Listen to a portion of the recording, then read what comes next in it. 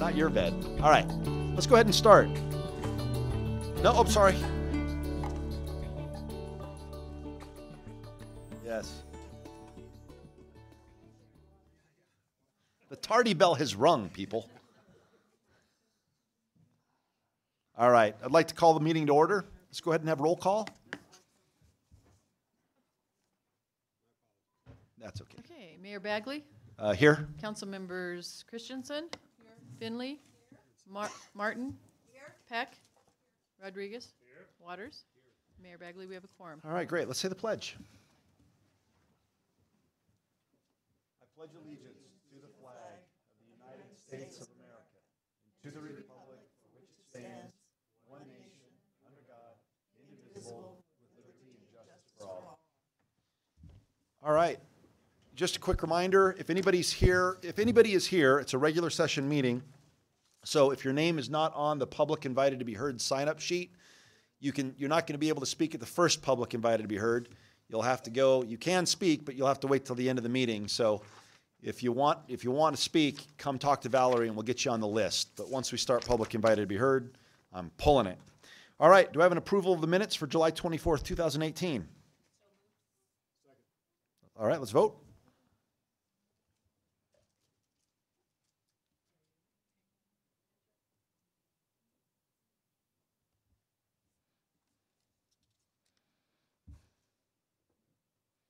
All right, that passes unanimously. All right, let's move on to agenda revisions and motions to direct staff to add agenda items to the future. Dr. Waters?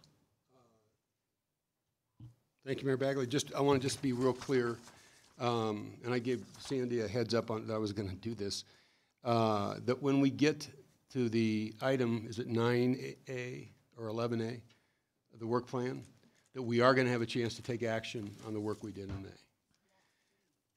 And so I want to just say this is probably not direction to staff, but request of council members. I don't care how late it gets tonight.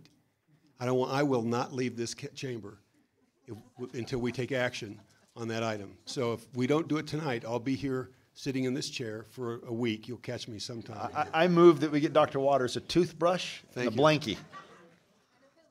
Yeah, and a pillow. We'll take care of you, Dr. Waters. All right. No, I think we can get that taken care of. All right. Mayor Pro Tem Christensen? I'll also be adding some things to that, or suggesting some additions to that item. Okay. Okay, let's go ahead. City Manager, do you have a report? Mayor, Council, I don't have a report, but I do have a question. After the meeting on Friday, I had conversations with various council members about that discussion, and it became clear to me that there may be a desire from council to have a discussion on the inclusionary housing piece prior to bringing that ordinance forward, based on some of the feedback I received. I wanted to see from council, do you want us to place that item on the next study session agenda next Tuesday, so that council can have a discussion about that and talk about their thoughts? Mayor Pro Tem? Yes, I do. Thank you. I think we need to have that discussion because if we start adding things at the first reading, that'll substantially delay it. So we need to come to some agreements about, because it's so complex, about some of the specific timelines and things like that. All right, I notice people are starting to pop in the queue. Is anyone in disagreement, or is it okay that we go ahead and add this to the study session on the 21st? All right, you got unanimous consent. Councilmember Martin? Thank you, Mayor Bagley. Would this be an appropriate time to list things that we would like to be brought forward at the study session? It's as good a time as any as if there's anything you want us to address, so yeah. Okay.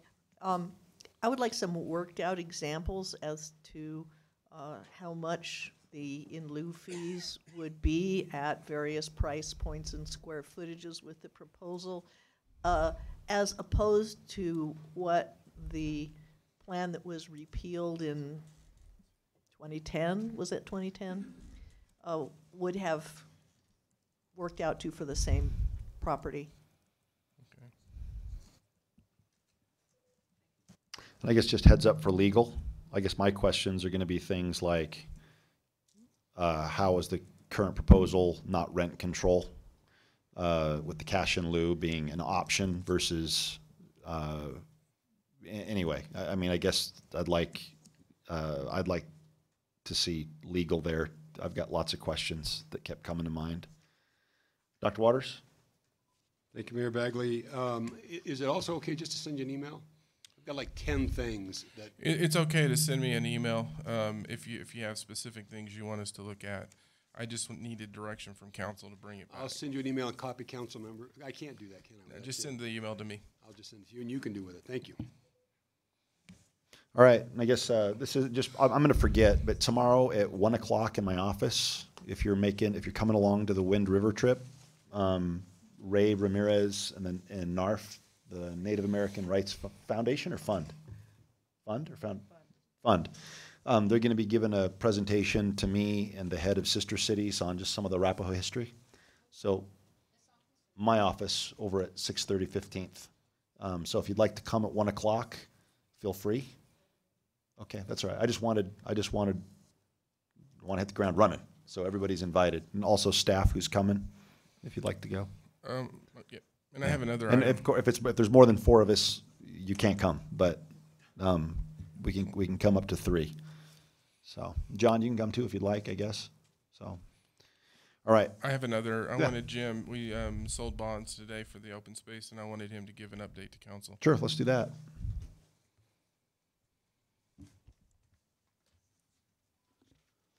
Mayor Bagley, members of council, I'm Jim Golden, Chief Financial Officer.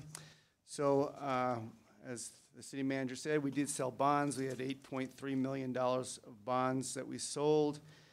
We have projected an interest rate of 3.53%. That was a conservative estimate, obviously, just make sure that we didn't exceed that. Our actual true interest cost is 2.91%. Our projected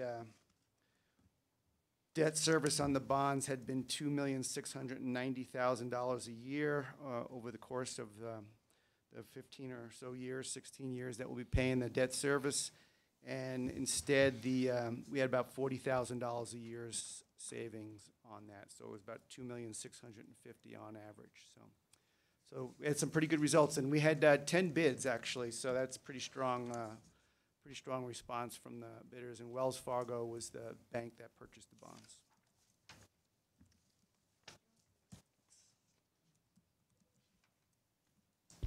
All right, thank you. All right, let's go ahead. Actually, who put this on the desk? You did? Okay, all right, thanks. I was like, huh, okay. I know, I was wondering who authored the paper that is on our desk. All right, good. Okay, and then let's go ahead and move on to special reports and presentations.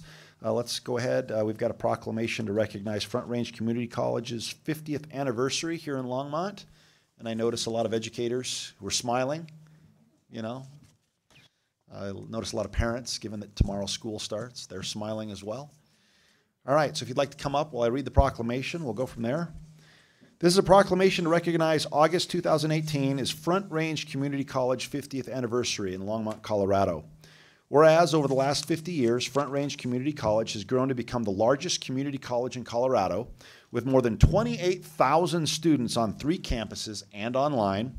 And whereas Front Range Community College enriches the lives in the Boulder County area through learning, the college offers classes for transfer to 4-year colleges, for career and technical professions, and for personal or professional enrichment. FRCC is a strong partner in higher education with the University of Colorado at Boulder, sending more transfer students to CU than any other community college. FRCC students conduct geoscience research under the auspices of UNAVCO, or UNAVCO, in a program called Geo Launchpad. Other students develop skills in the research experience for community college students through the Cooperative Institute for Research and Environmental Sciences.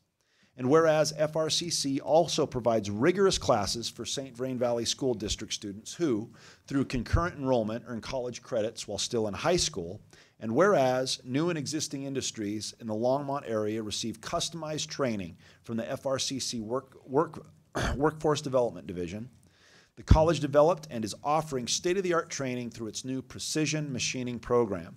Now, therefore, I, Brian J. Bagley, Mayor, by virtue of the authority vested in me, and the City Council of the City of Longmont, do hereby celebrate the month of August 2018 as Front Range Community College 50th Anniversary Month in Longmont, and encourage residents to recognize the significant contributions made by Front Range Community College to the educational, economic, and cultural fabric of our community. Signed, me. So, come on up, and let's get our picture taken with you.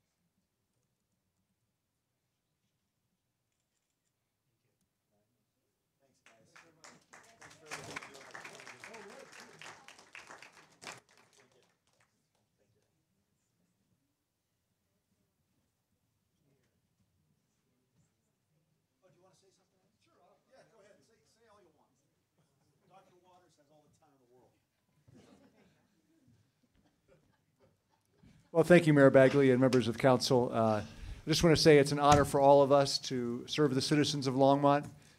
We started at 62nd and Downing 50 years ago as Community College of Denver North in an old Quonset hut from World War II and another metal pole building with 1,800 students when we opened up. We started the campus in Westminster in 1977, and actually digging through the archives, I found a special edition of the Longmont Times Call from 1977 celebrating that building opening and talking about the opportunities for students in Longmont to get technical education at the Westminster campus. And then finally in 1991, we were able to start offering classes in Longmont, and at our first site here behind the Kmart in 1994. And if any of you visited that, that was a utilitarian site, but it morphed into a better campus now, and we're just starting a process of remodeling the campus over on Pike Road, and you'll see that campus be beautified over the course of the next year and have a much nicer student experience. We're also starting a process to develop a Center for Integrated Manufacturing just a few blocks from campus, where we'll rehouse our existing machining program and start programs in automation engineering technology and electronic engineering technology and optics technology. Longmont turns out to be a center of manufacturing in Colorado, and we hope that this will become a centerpiece of training for the region. So we're very thankful for the city's support, proud to be serving the community and the residents of the community, and look forward to 50 more years. Thank you, Andy. Yeah.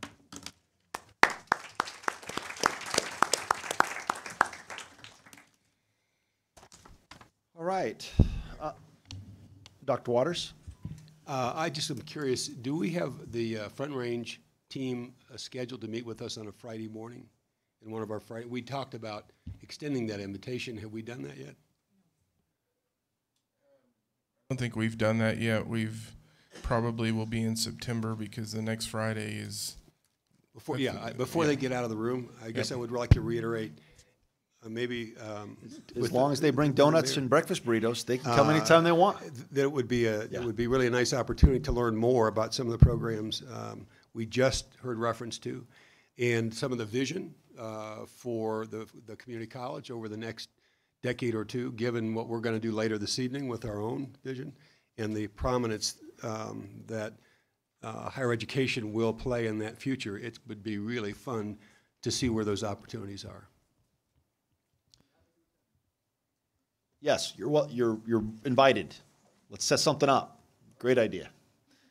Assistant City Manager Sean Lewis. Thank you, Mayor. I just wanted to say to our friends at Front Range, before they get out of the room, that they have been, sorry, we're keeping you, that they have just been outstanding partners as part of our Advanced Longmont Economic Development Partnership.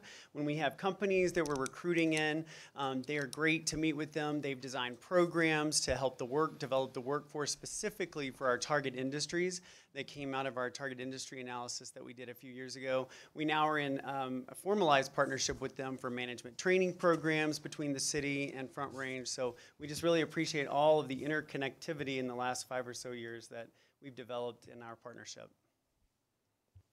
All right, thanks, guys. You may leave now. Hurry. I'm not going to call on anybody else till you're all out. All right, let's go ahead and move on to first call public invited to be heard. Each person has 3 minutes. Say what you want.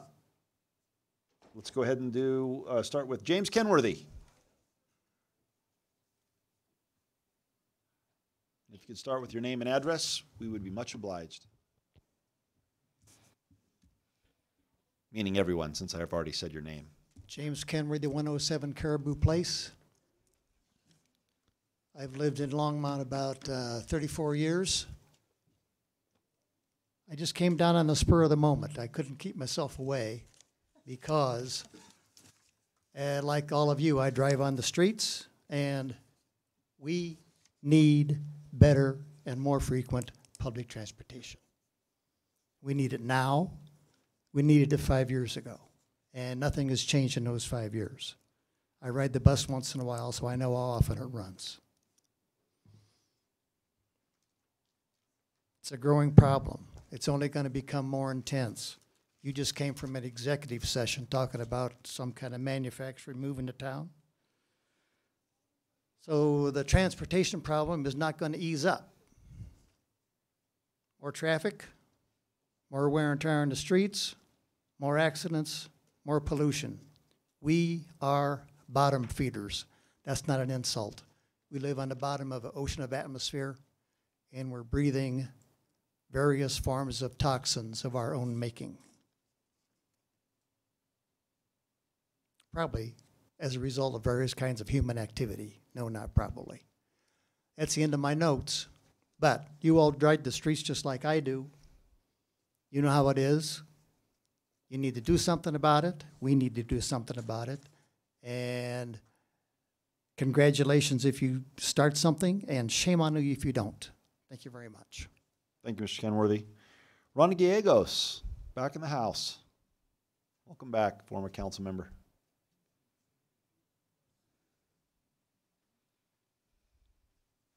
Mr. Mayor, members of council, I come tonight before you to talk about economic development, and really specific economic development tied to cultural development.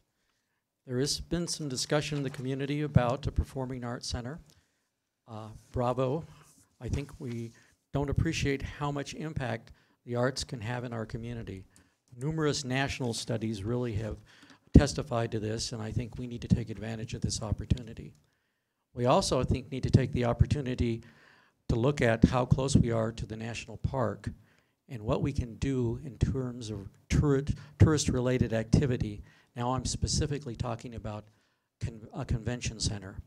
I think a convention center linked to a performing arts center, linked to the river corridor development with an outdoor amphitheater, maybe a water feature, a river walk or something, an ice rink, a sculpture garden would pay dividends because it's the kind of economic development that tourism brings into our community that's clean, that's long-lasting, and I think all the national studies will show it's a significant investment.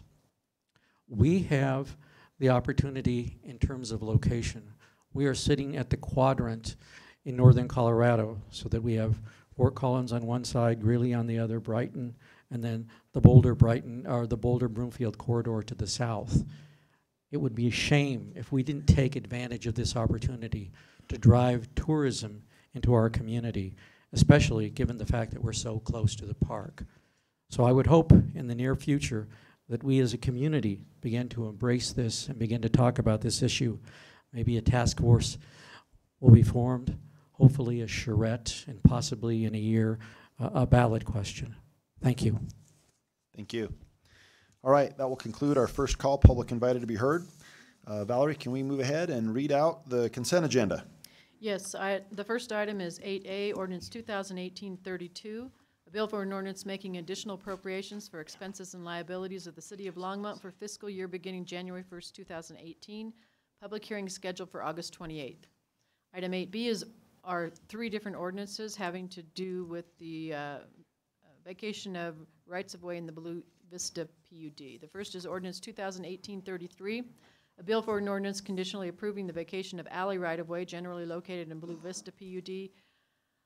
The second is ordinance 2018-34, a bill for an ordinance conditionally approving the vacation of platted LPC pocket easements generally located in Blue Vista PUD Replat B.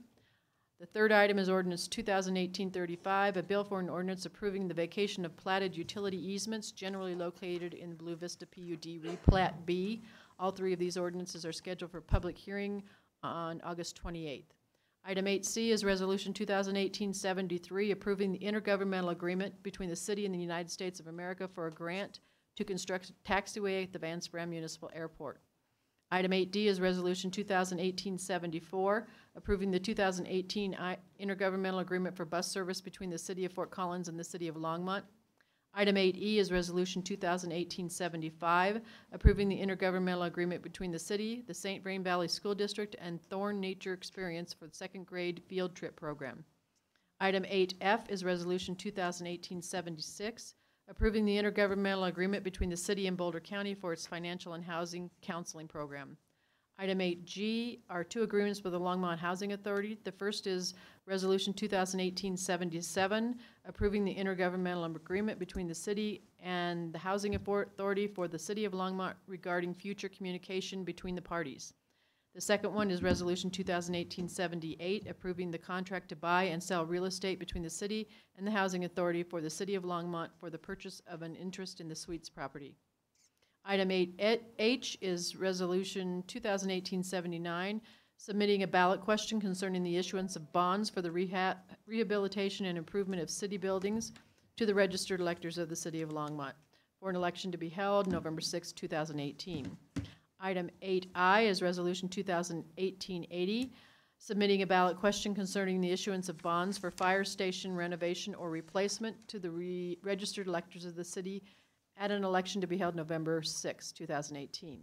Item 8J is Resolution 2018-81, submitting a ballot question concerning the issuance of bonds for recreation facility improvements to the registered electors of the city at the election to be held November 6, 2018. Item 8K is Resolution 2018-82, approving the intergovernmental agreement between the city and Boulder County for the conduct and administration of the 2018 coordinated election to be held on November 6, 2018. And item 8L is Resolution 2018-83, approving the intergovernmental agreement between the city, Weld County, and the Weld County Clerk and Recorder for the conduct of the 2018 coordinated election to be held on November 6th. Staff does not need to pull any items. All right, Councilmember Finley?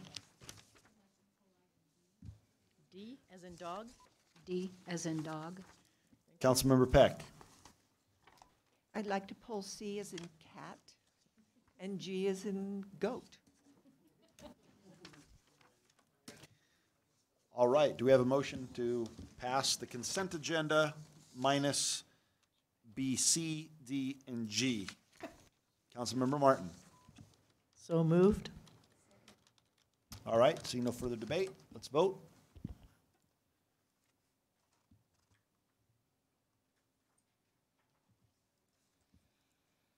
All right, that passes unanimously.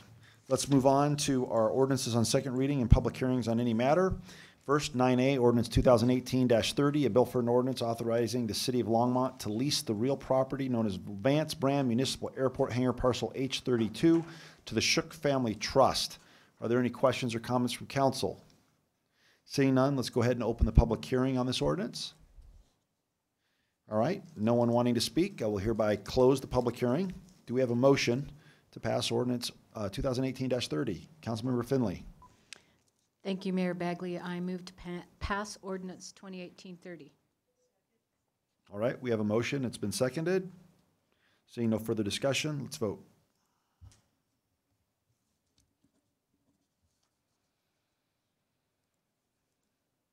That passes unanimously. All right, let's move on to Ordinance 9B. Ordinance 2018-31, a bill for an ordinance updating the Land Development Code by repealing and reenacting Title 15 of the Longmont Municipal Code and associated cross-references, updating the official zoning map, adding Chapter 4.11, and amending Chapters 13.24, 16.04, and 16.06. To begin with, are there any questions from council? I need access to the queue. Oh, I'm sorry. It's all right. Give it back to you. Mayor Pro Tem? When I originally saw this map, there were many areas mapped that said areas of change, and I assumed that, well, because it wasn't clarified what change meant, I assumed it would be any kind of change, particularly all along the river, which had been wiped out. I assumed that would be restored, and that was what they were referring to. But as time goes on, I see that what some people mean by areas of change is that it's going to be developed. And there's a great deal of discussion, or a great deal of controversy, I think, in town about whether we want to have the river corridor turned into a commercial development or whether we want to leave it as a natural corridor. And so I think that leaving these areas of all these areas that just say areas of change without defining what that is a little problematic to me for these maps, because to me it seems like what they mean is development at all costs. Dr. Waters? Thank you, Mayor Bagley. My concern is way less substantive than Mayor Pro Tem's. When we saw the presentation, I guess 2 meetings ago, or maybe it was last meeting prior to first reading, we saw Brian did a great job with the presentation, and a couple of the slides during the presentation identified topics that would become, or needs for amending the land code use almost immediately, but we want to get it out. So my first question is, that evening I asked, and I think others confirmed, that we would like to see that list of amendments along with a set of dates when we could anticipate them coming back, and then see that set of dates reflected in a calendar along with other things that we've asked to come back. So I could build my own calendar, but I would need to know where to put items. But I can't do it with this list without seeing from Brian or somebody when we would anticipate those coming back. First question. Second question, unrelated to that, this is a little more substantive. I had the opportunity, I think you did, Brian, as well, to visit a business yesterday with interest in moving to Longmont. And in my tour and conversations, became clear that their top of mind concern was, how does this updated land code apply to them, not knowing whether they would be defined as heavy industry or something else. Since you know about this, I'm curious. I'm certain they are as well, and you may have clarified for them yesterday, but I'd sure like to know. Sure. And this is I don't know that this is confidential information. Mayor Bagley, are you aware? I know you know the business. This isn't confidential.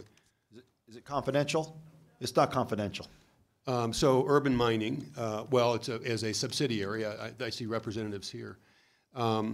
It's one of several corporate interests. So I'm just curious, before we get much further into this, how it would apply to a business like that interested in moving to Longmont. Sure. Thank you, Councilmember Waters. Just to respond to your first question regarding Brian Schumacher with City Planning Staff. Apologize. To respond to your first question, we are compiling that list of near-term amendments that we discussed with council several weeks ago at first reading, of items that were kind of put in the parking lot on an interim basis until we had the larger code update. approved, and then we would work on those other additional items. One of those being the river streams, riparian setbacks, in that section, as well as this habitat and species protection section. There's a list of about 10 or 12 other items. We will provide, staff is discussing that in terms of the scheduling and what makes sense in terms of resourcing for those amendments. And once we have that available, should be shortly, we can provide that to council for an update, certainly. Could we get is the presentation, the PowerPoint presentation you delivered that evening, is that online? It isn't, but it certainly could be. Well, I'd sure appreciate it, because then at least I would have that list of items and whatever has emerged since, and could anticipate seeing what those dates look like. So we're not trying to reconstruct our knowledge of that. Certainly. And then with respect to the second item, Don Burchett and I did meet with representatives from the company yesterday. Their existing facility is in Frederick, although they do have some additional space here in Longmont, and they are looking at a potential couple of locations. One of the items, areas that we discussed with the representatives was the update and classification with respect to how this type of use would be classified under the proposed land development code, zoning classification, as well as use categories. And I know that there has been some discussion about whether or not they would be reclassified as a recycling facility versus an industrial type of facility, a medium industrial type of facility. I had requested some additional information late yesterday afternoon and received that information this afternoon from the company's representatives. In the classic sense of a recycling facility, I don't think it would meet that definition, and you've probably experienced that as well on your tour. And we're very fortunate to meet with the representatives, and they gave us a tour of their facilities in Frederick. And so that was very helpful to get an understanding of what they currently do in terms of operations. And so Don and I will be discussing the additional information that we received this afternoon and making a determination in terms of where they would fit in terms of that use classification. But I feel fairly comfortable that they could fit most likely under a medium industrial classification. Councilmember Martin. Thank you, Mayor Bagley. I just want to emphasize, I think that one of the list of items that I would classify as protections or cautionary things actually is in the version that's being brought forward tonight, which is that any variances to the riparian setbacks specified need to come before council and not just planning and zoning, and that is in fact in what we're approving tonight, correct?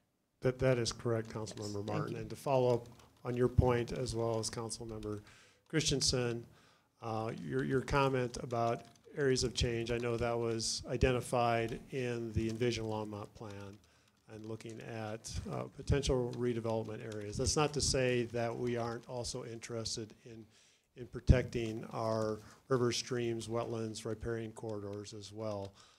As Councilmember Martin said, we did incorporate the change that council had requested, whereby any proposal to reduce the riparian setback, particularly along the St. Vrain Creek corridor, would require council approval with a recommendation from Planning and Zoning Commission. I will also mention that at first reading, Councilmember Rodriguez also made a recommendation that staff bring back some suggested proposed language for changes whereby any proposals that would require a variance or a conditional use review on a development that's adjacent to or within a certain distance of a public park or open space or other public amenities would require city council approval with a recommendation from Planning and Zoning Commission. Obviously, on first reading, we didn't get into the nuanced text of that potential amendment, and so we agreed that we would bring that back for a future amendment along with a list of other items that we're planning to bring back. So on that, I have the other list, and we'll get that other information, and then I need to merge it. I've been sort of engaged with budget, and so I need to get through that so I can have then time to sort of look at the broader schedule. I've got these are probably going to go to you, Eugene. So in hearing some of my council members' comments or questions, so we've got the new 335-page land use code, right, that spells it all out. But what I find most, I like cheat sheets, and if you go to the last page on 735 in our packet, it has what's called the zoning district comparison table. That my understanding is it's showing what the current district is and then what the new proposed district is going to be. Right? So my question is, and I know, we've got Mr. Schaefer's letter here where he's expressing angst, rightfully so, where he fears that his R2 will be limited to what is currently now R1. So my question is, using that as an example and speaking on behalf of everybody who might have angst of, oh my gosh, are my property rights being limited? Are any of those zoning district comparison table conversions reducing or restricting further the property rights currently held by someone? Meaning, are there people out there that think they've got R3 and now they're R2? Or they think they're R2 and now they're R1? Or they think they're commercial and now they're residential? And what legal consequences would that provide? Because I was under the understanding that it was if no one was losing property rights.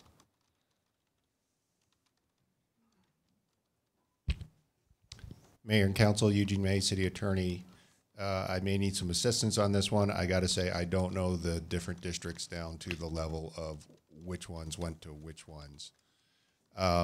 In terms of property rights are always subject to the governmental exercise of police powers. Mm-hmm. And so just because you have a zoning one day doesn't mean it won't change. If they feel that they have been impaired, they could always seek their own personal remedies. And I think that's as far as I'd go. Okay, all right. And then do you want to add something else? I'm just happy to respond to any You just look additional pretty questions. at the microphone, man. Just stay there. Just stay there. I'll be No, here. and I guess the other question I have is, same question then for the riparian setback, right? The one we're talking about, 150-foot riparian. You guys ever see Superman when you were a kid with Christopher Reeve? For some reason, I remember that movie very well. Yeah, I love that movie. And there's this scene where Lex Luthor slams the cane down, and it shatters the picture of the United States. And then Otis puts Otisburg on the map, saying that now that California is gone, he wants Otisburg, beachfront property. And so, in a sense, we've done this with the St. Vrain. We're widening it, and property that used to be, several hundred yards or tens of yards, I don't know, but along property that was once not on the river is now on the river. So my question is, as we impose a 150-foot setback, does that interfere with property rights? Meaning that if somebody owns a parcel of land and it was zoned R2 and it's now RMN, which is residential mixed neighborhood use, and then if the city comes in and says, nope, you're within 150 feet, your land is now useless, are we allowed to do that? No, I'm just, it depends on who owns the property. Mayor and Council, this discussion reminds me a little bit of Butterball.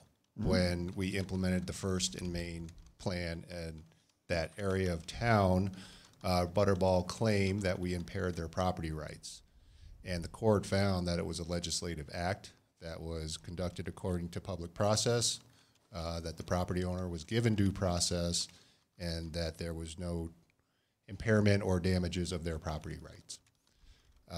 I think my answer is the same as the previous, that people's properties are always subject to reasonable regulation and the exercise of police power by the city. And if this council makes a legislative determination that this is in the public interest and supports city goals, we believe that's a defensible action. Even if no one can build on their property?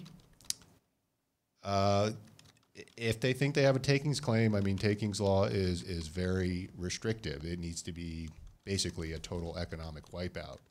If they can demonstrate that they have suffered that, then they would be due just compensation. You know, I think a lot of property owners may believe that a minor impairment or restriction of their full use of their property, how they like to do it, is an impairment of their rights. But, you know, I think takings case law is very different than what people's perception might be.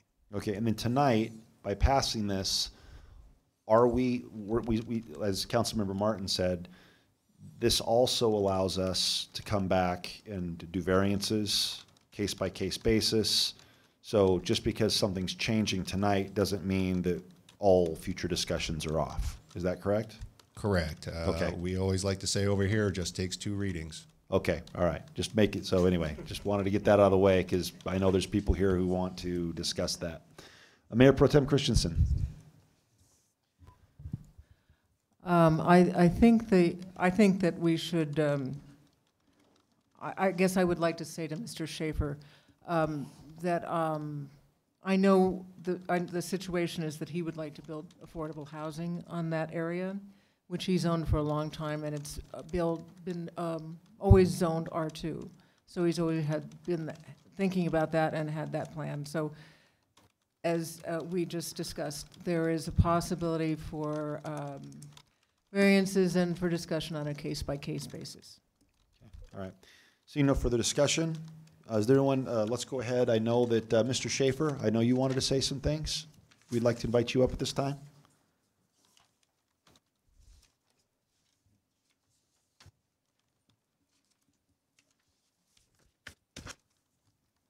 Thank you, Mayor Bagley, council members. Unstable situation here.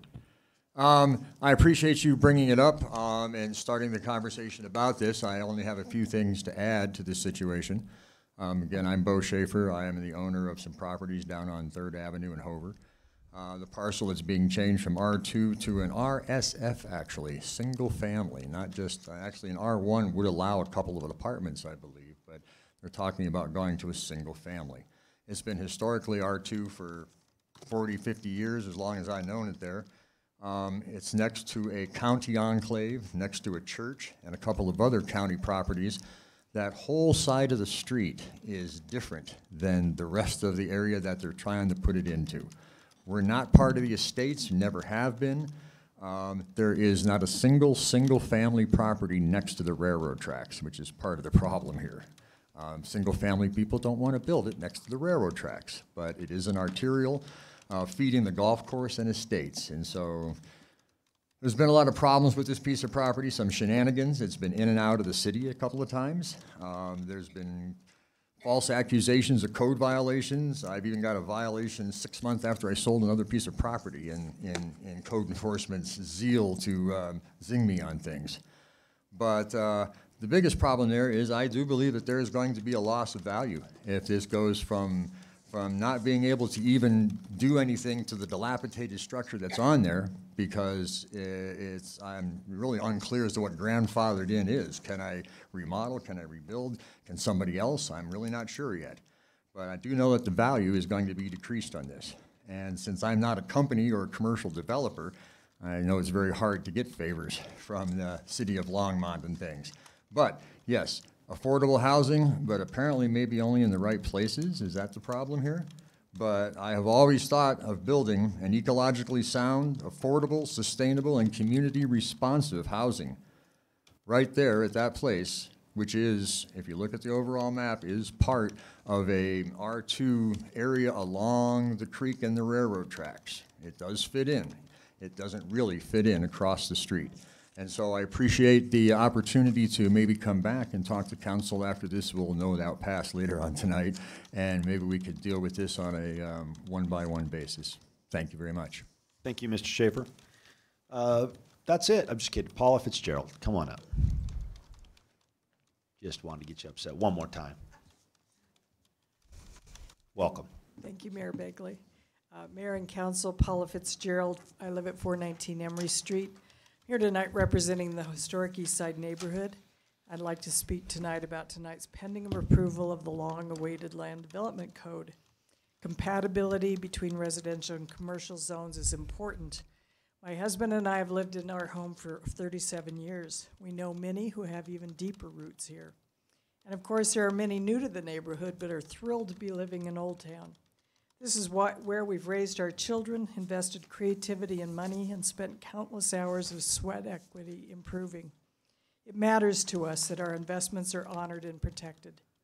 Past development codes and comprehensive plans have made mention of residential compatibility, but they lack specific requirements. They were without teeth.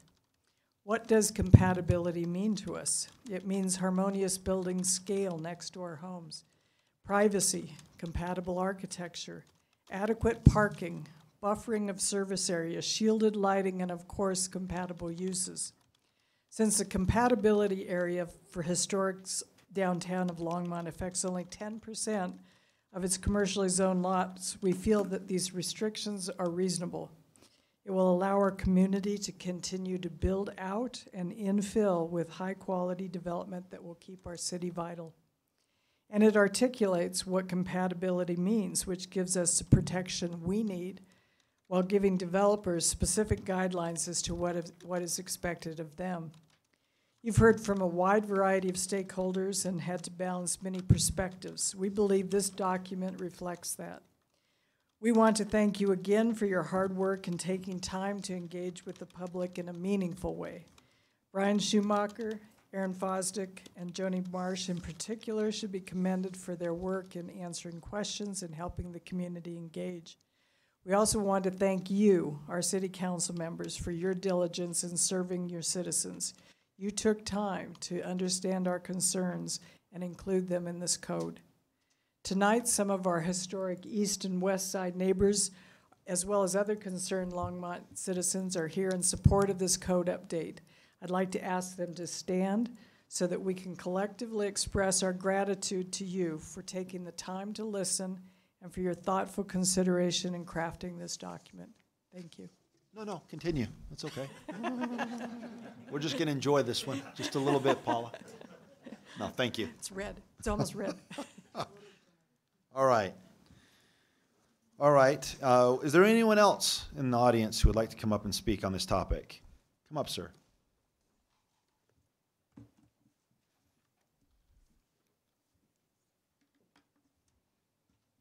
Good evening, members of the council.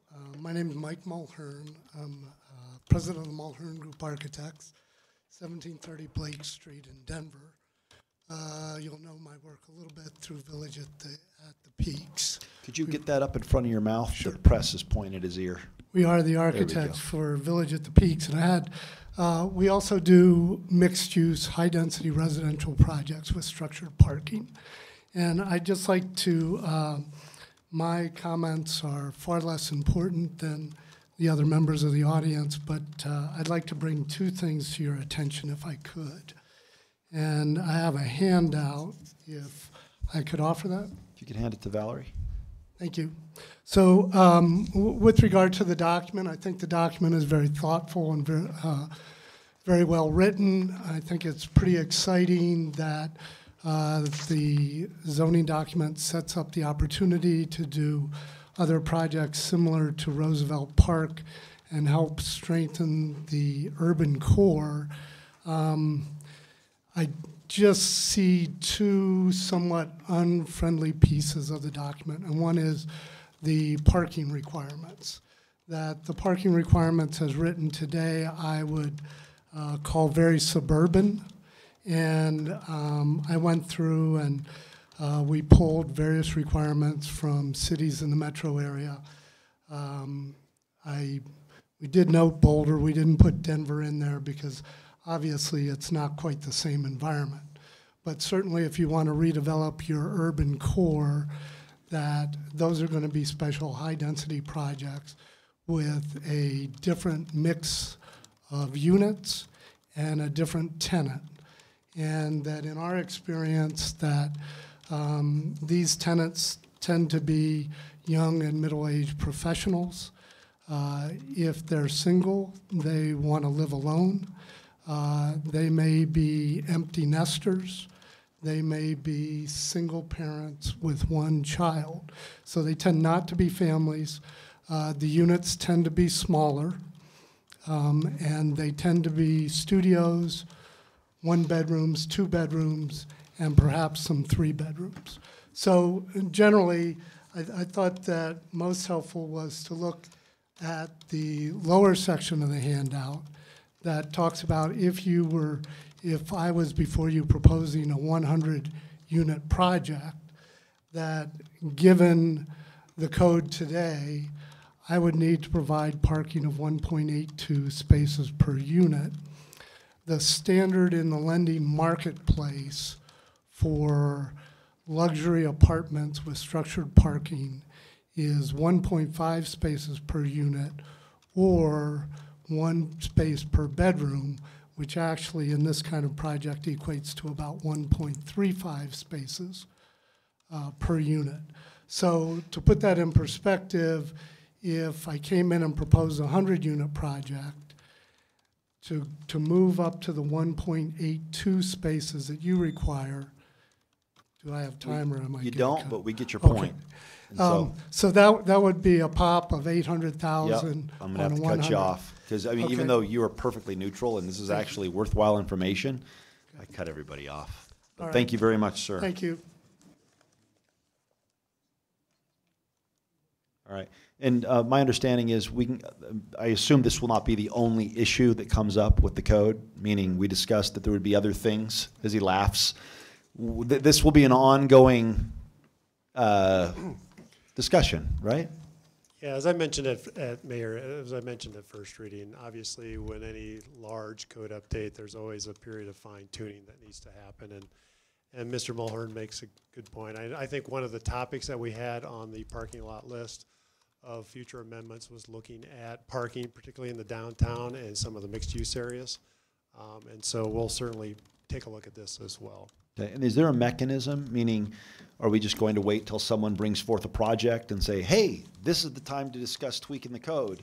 Or what mechanism will staff use to just make sure that we're kind of cleaning it up as we go along? So we have that list of about 10 or 12 items, maybe more, that we'll be bringing forward as we can for amendments, and one of those is parking. And I know some of the residential neighborhoods either side of the downtown is also interested in parking in the downtown in particular, and so that's one of those topics we'll be bringing back for future. Thanks. discussion. I just wanted to make sure that the members who have expressed, unlike public invited to be heard, this is a hearing, so I want to make sure that they hear that we're hearing their needs and that there's a plan. Well, and to answer that question, so obviously there were some of those items that council gave us very specific direction on. So we will be moving those up to the top of the list, and then we will work on the others based on staff's priority once we get through the council items. All right. Seeing no one else with their hand up, I'm going to go ahead and close the public hearing. Councilmember Finley. Thank you, Mayor Bagley. I'd like to move passage of ordinance 2018-31. All right. It's been moved and seconded. Seeing no one else in the queue, no further discussion. Let's vote.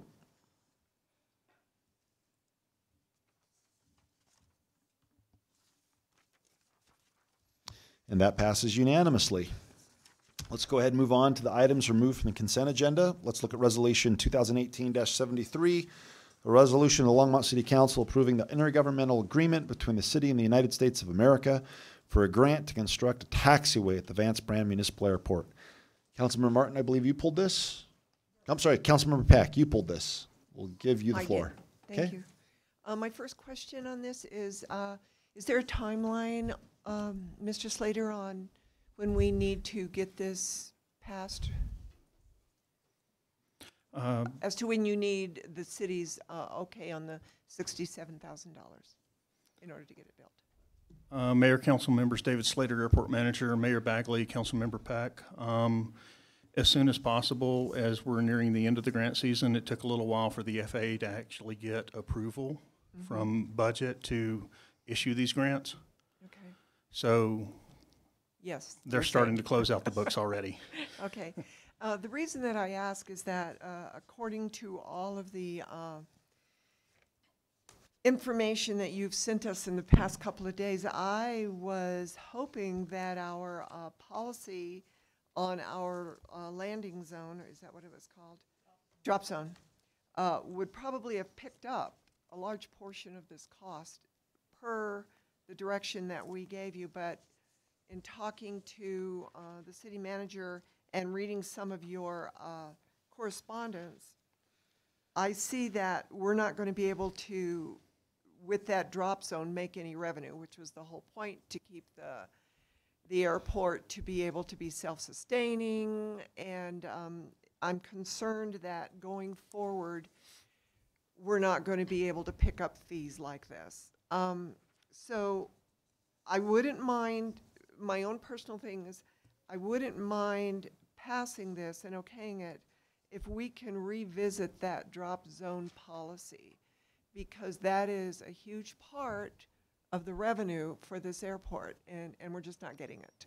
So it looks like, as a council, we have made some errors in that policy, or that we just need to revisit it. Because in the past 2 years, per the direction, I had assumed that we were going to get about $70,000 in 2 years, $35,000 a year on that landing zone. And we're not even close. So I'm wondering if we can have a meeting or a discussion to revisit that policy. And I know this is a little bit of different discussion, but the whole thing is about revenue. You want money, you're not making money. So how do we, this is where we thought we would be able to close some of that gap on revenue, and we're not meeting it. And so Harold or David, what do you think? Mayor Bagley, Councilmember Peck, you're correct. Under the current methodology, there were some unintended consequences in that methodology, because the permit fee did allow for daily rates, and a lot of our calculations was based off of us being told, well, we need a lot more than what you guys are willing to offer. And then when it gets down to it, to actually designate the drop area, it's, well, we didn't need as much as we thought after all, and we don't need all of the property on every single day. And so by being able to use that to an advantage, it was way different than what we expected to see. So I think that we do have the opportunity to revisit that. There are other alternatives and methods that we can use in how we designate the drop zone area to generate the revenue for the property being used over there. So I do think that we can sit down and have a meeting and revisit that and address those issues and fix those problems. So my other concern about it was that we were supposed to be, and I understand that there's always a lag in construction of anything, but we were supposed to be having cameras so that we could actually see where they were dropping, and that isn't there, so it's hard to calculate anything. So we need to fix that, basically. So I will agree, we'll agree to the city's portion if we can revisit that policy and make some changes. Mayor Bagley, Councilmember Peck, thank you for that. And we do have in the budget this year to have those cameras installed. I've actually been working with LPC and ETS in getting everything put together, all the logistics, and we just have to get the electrical contractor out there to finalize the logistics, and then we can get those ordered and installed. It will serve multiple purposes, including monitoring those areas. So we can bring it back for a conversation. Actually, what I wanted to say is that we're also looking at it from a staff perspective, because we're evaluating, do we need the policy to change, or can we change some things as staff to address the issues? But whatever we do, we will bring that back to council and inform council in terms of how we're moving forward. Okay, thank you. And we've got a full queue, and I want to make sure that this doesn't turn into a discussion on the drop zone. No. We're just, I mean, I think your point was well made, but we've got people in the queue, and I'm just going to ask that as we start talking, let's make sure we're talking about whether or not we're going to pass the resolution that states that we approve the intergovernmental agreement between the city and the United States of America for a grant to construct a taxiway at the Vance Brand Municipal Airport. And to that end, I move C, a resolution of the Longmont City Council approving the intergovernment agreement. La-di-la-la-la. So moved. All right. Councilmember Rodriguez. Thank you, Mayor Bagley. Just quickly, I do believe they're kind of two different conversations, but while related, I do support, I will be voting in favor of the grant approval, but I do also support further conversation on the policy. As do I. Dr. Waters? Thank you, Mayor Bagley. I just am a little confused, and I just want to make certain that I understand. As I look at the staff summary and the $67,875 city obligation on this to come out of airport funds, as I look at the spreadsheet that we got from Jim Golden, and if I were to look at budgeted funds 2018 over anticipated revenues, the net is $53,000. So there must be reserves because in terms of operating costs this year, there isn't enough money to cover that cost. If I look at actual performance this year, the revenues are way down, but so are expenditures in terms of percent of revenue against expenses. But even then, if the year that we're in now, it looks to me like after this expenditure, you'd have a net of a little under $50,000 available. And then my question is, are there other expenses anticipated between now and the end of the year? Will we have enough in the fund to cover those expenses? So it's, you know, if the budget were to materialize to look more like actual, it's one thing because it doesn't look like you have enough money, and I'm certain that's not the case. So you can educate me, and I'll just stop there. Councilmember Martin. No, I need an answer to the question. Oh, sorry. Yeah. I thought you meant. No. Yeah, I want to yeah. know. Yeah. No, answer what the am I question missing here. Answer the question. Mayor Bagley, Councilmember Waters. Yes, sir. We do have enough, first of all, in reserves. Additionally, there were additional appropriations that probably did not show up in the spreadsheet that you received from Mr. Golden at the time that it was printed, and those weren't included into that. This particular grant actually will show revenue as reimbursement towards that project. So as far as the actual budget versus for revenue versus expended, we will have enough to cover that. So let me just then add a footnote to this. I'm just to register a concern that if we have a spreadsheet from the Director of Finance that doesn't accurately reflect your financials, that by itself is a problem, number one. Number two, that I'm asked to make a decision here without accurate information. Maybe I've seen it, maybe somebody's put it in front of me and I just haven't recognized it, but I don't think I've ever seen a spreadsheet or a financial on the airport that would allow me to make that decision with confidence that I'm looking at accurate data. I just want to register that's a concern. Mayor Bagley, Councilmember Waters, let me clarify my previous statement. I believe the information you received from Mr. Golden is completely accurate. When I go into the system and I look at what is in the budgeted amount within the Munis accounting system, the amounts that was most recently appropriated have not actually been loaded into the system yet. And so it is there. And that's from my perspective of what I'm viewing within the accounting system, and that's why I made that statement. So I believe that the data that you have is accurate. So I want to alleviate that concern, first of all. Dr. Waters, you're not in the queue, but. So I'm getting to know you well enough. so let's assume this is absolutely dead certain, spot on accurate. What it doesn't show me is the reserve that's going to make up the difference between the net at the end of this year of $53,000 and an expenditure of $67,000, and where that comes from, because it's not in the airport fund according to this spreadsheet.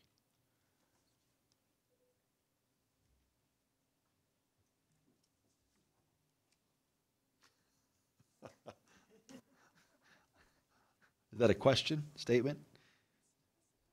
Okay, so I see Mr. Golden coming down. Do you want to address anything, Jim? Or are you just here for just in case. He's got a laptop. Mayor Bagley, members of council, I'm just going to make this worse. Councilmember Waters, I don't know what you're referring to right now. Is this a document that I provided to Councilperson Peck? Well, Okay. I have a handwritten note that says airport finances, and I attributed it to you.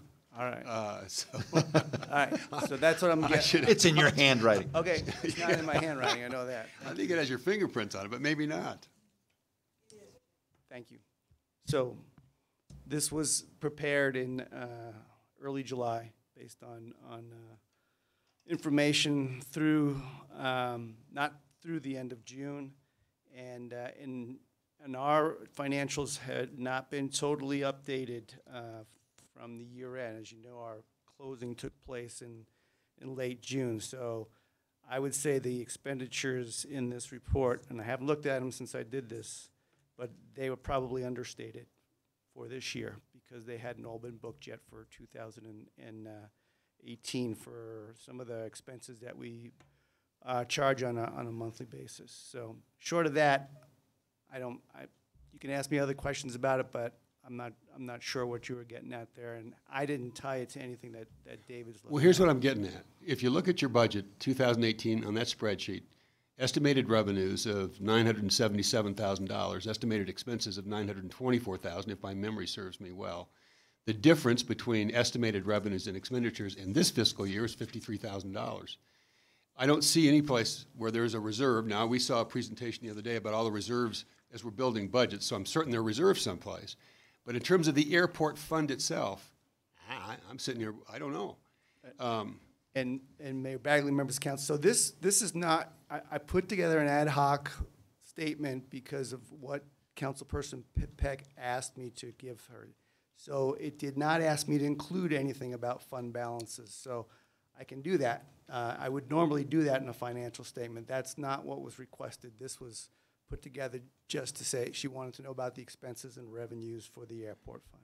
So what are the, do you know off the top of your head? I So don't we're know making off a the top decision of my knowing head, what. But I can check that out and probably have an answer for you a little bit later, but I don't know. I'm not trying to put you on the spot. I just, as I'm looking at the data in this, in the materials that were included, and we don't have any other information except what we got in that spreadsheet. I'd like to know, just to be fiscally responsible, that we have what are in the reserves, what the balances are, and that we're making a decision that doesn't create some other. And I'm sure when we don't, or you wouldn't make the recommendation. I would just like the data. So basically, we have the profit and loss statement, but I guess Dr. Waters is asking more for a balance sheet. You bet, right, and that's what you should get. Yeah. So, and I'm sorry you don't have it tonight. That's all right. Didn't know it was needed for this meeting, so. Okay. You know it. All right, we have a motion on the table. And Mayor Bagley, Councilmember Waters, I don't have the exact number with me. I believe it is over 200,000 that's in the fund balance, but I can provide that information via email tomorrow, if that's okay. So you're giving us your word the money's there? Yes, sir. All right, okay. All right, we have a motion on the table, and it's been seconded. No further debate is in the queue. Let's go ahead and vote.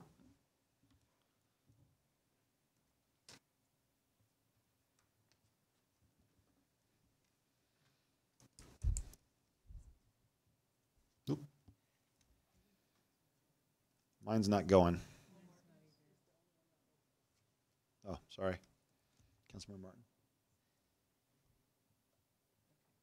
All right, that passes unanimously with the promise of an email tomorrow. All right, cool, great. Councilmember Finley, are you in the queue? All right. All right, let's move on to Resolution 2018-74, a resolution of the Longmont City Council approving the 2018 intergovernmental agreement for bus service between the City of Fort Collins and the City of Longmont. Was that you, Dr. Waters? Or was that Dr. Finley? Yes, Dr. Bonnie. Hi, Phil. I'm very concerned that none of these graphs or numbers match each other. And the ridership, it looks like, if you look at the daily passenger activity by stop, that we only have 80-some people and we're paying $46,000 for this service. And yet, if you look at hourly passenger and bike boardings, there's thousands of riders there. And if you look at let's see, let's go back to this graph. Average daily boardings by month and quarter. That doesn't add up to the other numbers. So I'm confused. Good evening, Council, Mayor, members of Council. My name is Phil Greenwald, Transportation Planner with Planning and Development Services Department.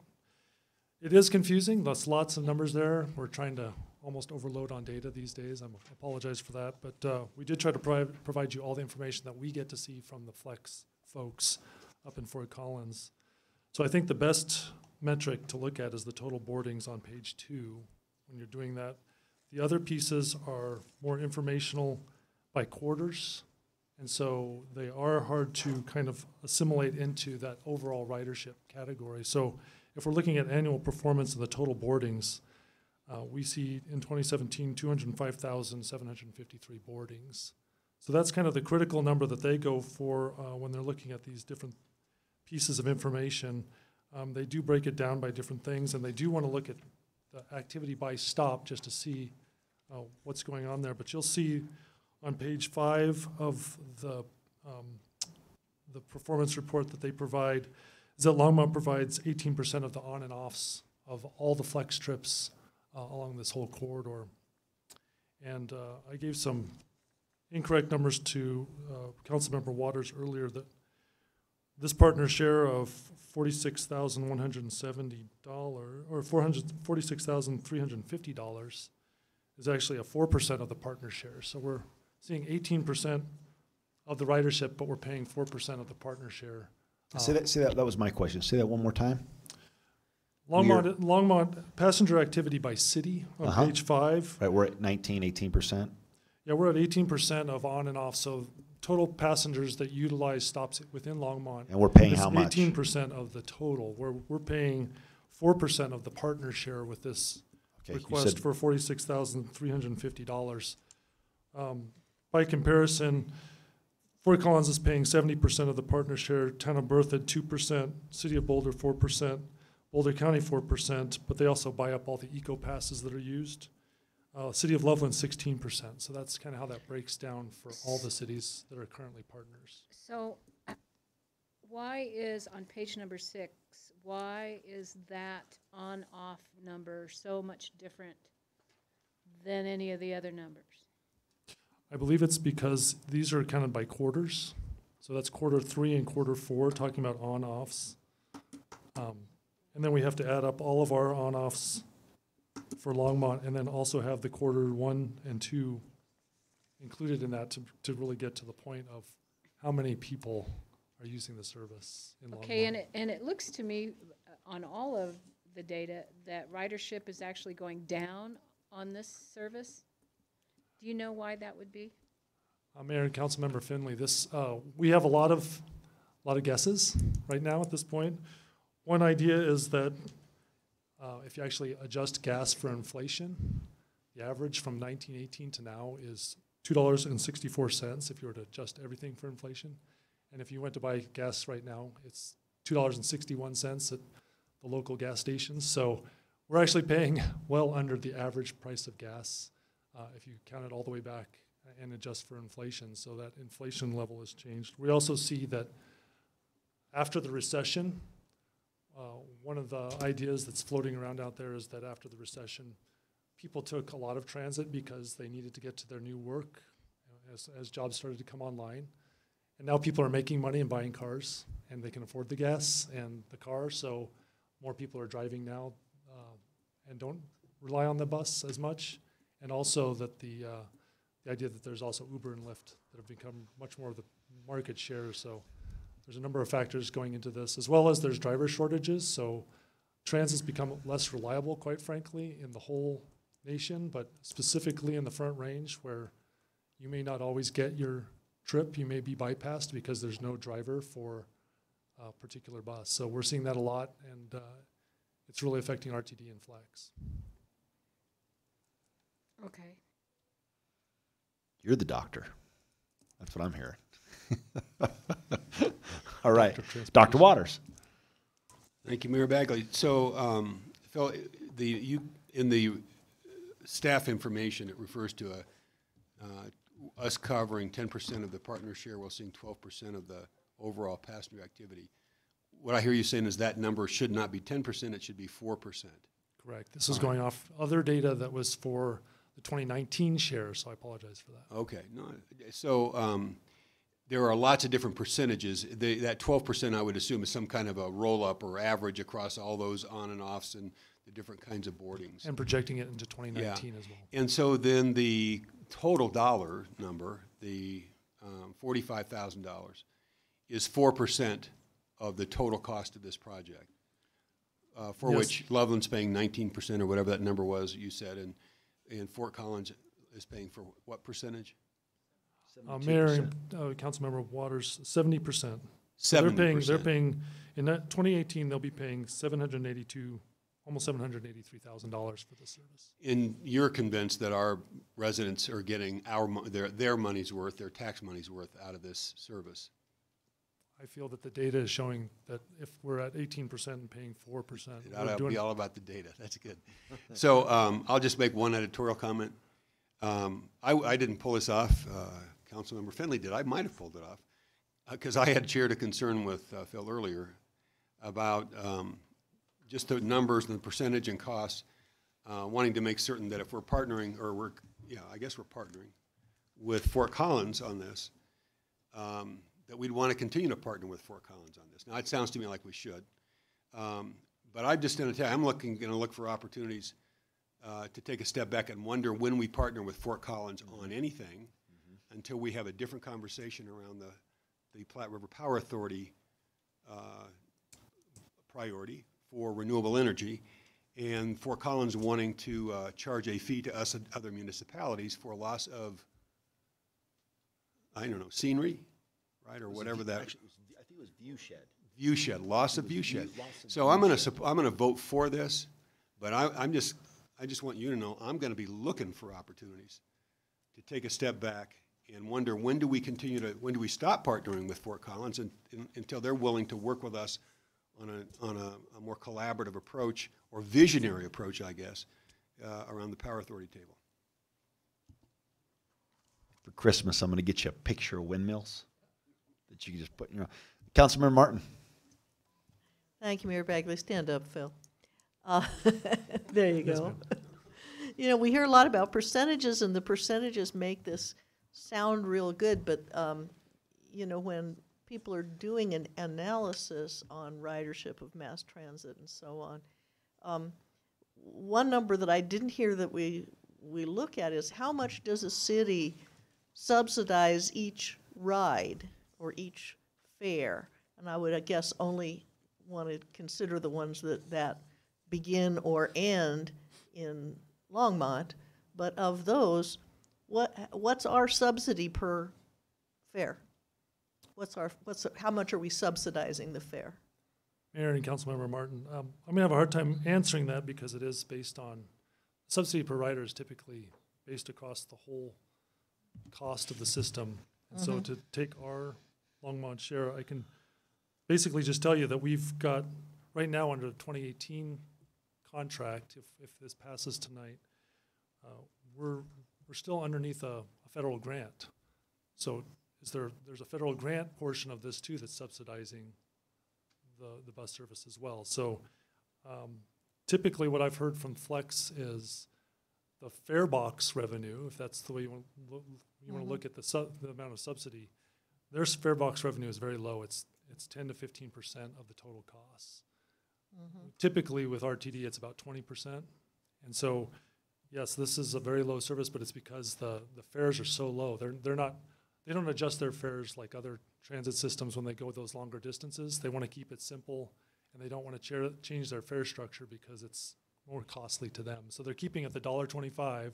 So it's a basement bargain price to get from here to Fort Collins if you need to. It's $1.25 for us. It's $4.50 to get to Boulder or Denver on RTD. So there's there's that issue too, where we've asked them to look at those fare structures as part of 2019's budget and start looking at how the fare can be more, they can get more cost recovery from that fare. So if Fort Collins raised the fare, our subsidy could drop. Absolutely. But it's always going to be, the fare box recovery is always going to be in that 10 to 25% range and probably not too much higher. Sure. So, like the total fare subsidy divided by our percentage, you don't know that number for per ride? I can try to figure that out for you, you bet, but I don't have that. Per ride?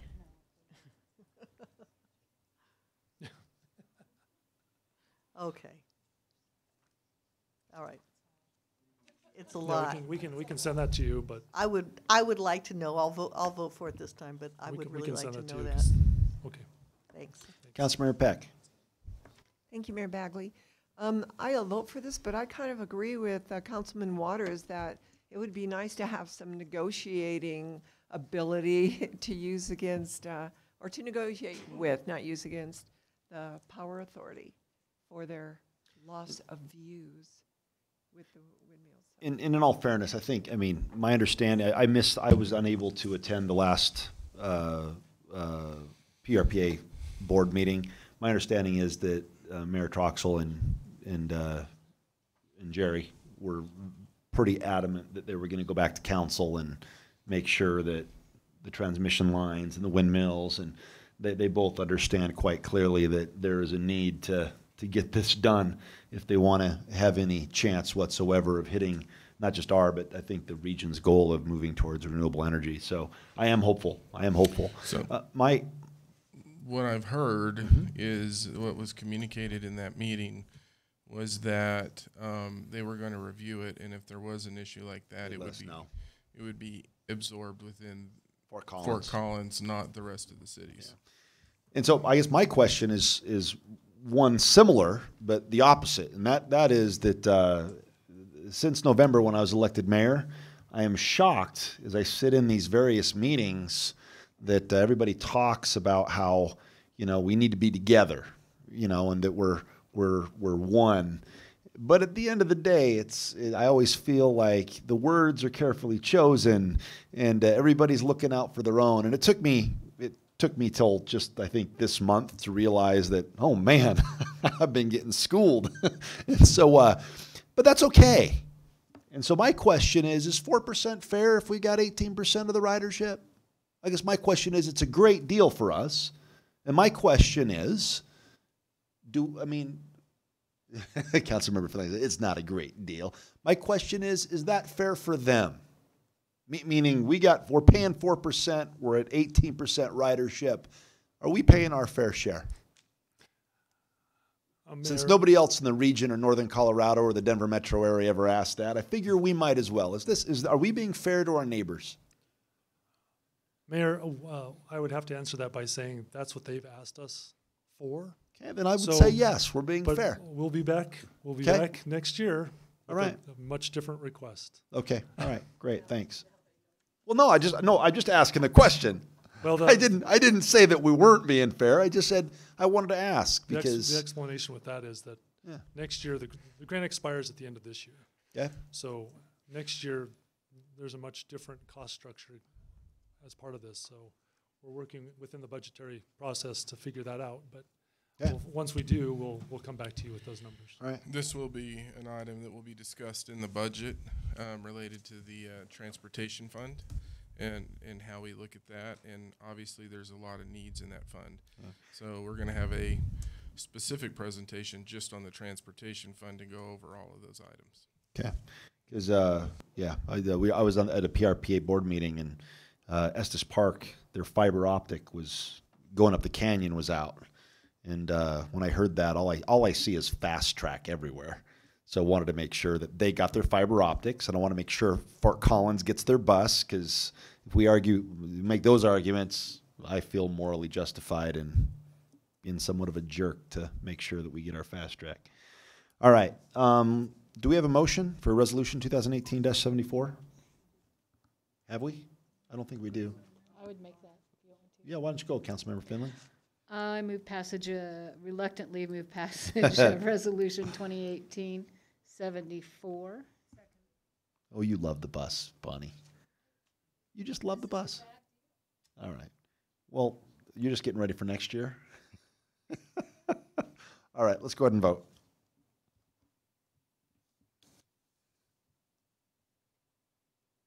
And that bad deal gets voted for unanimously. Thank you. All right, let's move on to agreements with the Longmont Housing Authority, Resolution 2018-77 and Resolution 2018-78. Councilmember Peck, you also pulled this, right? I did. All right. Thank you, Mayor Bagley. My questions actually have to do with the executive summary that I was reading. I have a couple of questions about it, and if this is part of the MOU. And my first question is in the first paragraph, where it says the city would work with LHA to make the land available through a request for proposals and a possible public-private partnership. I don't have any problem with that. What I'm wondering is we are going to have controlling interest of this land, which is 59%. There are at least 3 of us on this council that have met with developers who actually develop very good units or developments such as Kestrel in Louisville, and a couple that we saw in Denver. And is it possible to reach out to those developers first, rather than put an RFP out for just whoever shows up and wants to develop? Because from my perspective, and since we're going to own this land, I would like to see it developed the way City Council wants to see it developed, not necessarily completely with what LHA wants to do with it. So does that make sense to anybody? We have that ability. We have in the contract, I think it's at sole discretion. And so that gives us that ability to do that in the process. In terms of how we approach the RFP process, we can be very specific when we draft that RFP, so that we can get the kind of developer that we would like to see in there. But at the end of the day, the city has the sole discretion. Would it be possible for City Council to review the developments before, I mean, if you choose 3, that look like possibilities, would it be possible for us to look at those developments? This is a real important development, in my opinion. And it would be interesting to see what you're considering. We can bring those as an item to say, I'll have to work with purchasing a little bit in terms of what we actually have to do structurally through that process. But we can definitely bring back who we want to award the RFP to. Okay, that would be great. And kind of go over all of that. So I'll have to just work through the details with purchasing. Okay. And then in the second paragraph, the last sentence, it does say that at this time the ongoing need is for rental housing between 30 and 50 AMI, and for sale housing between 60 and 80 AMI. But it's the next sentence I have a problem with, until we adopt inclusionary housing, because it says, however, staff will conduct more research on what type of affordable mixed income workforce housing would work best at that site that meets the city's affordable housing goals. I don't know what our goals are yet. We haven't done anything with that. We're still in the process. So am I misreading this? Where are you again? The bottom of the last sentence in the second paragraph. Karen, you want to jump in? Whoa, you're not that tall. This is a tall person. So, Karen Roney, Community Services. And I think, Mayor and Councilmember Peck, I think really what staff is trying to indicate is much like you had talked about. This is an important piece of property, and I think what we want to make sure is that we get the optimum use of that property for what our greatest needs are. And I think what Kathy has in the council communication is here are our needs now in terms of rental.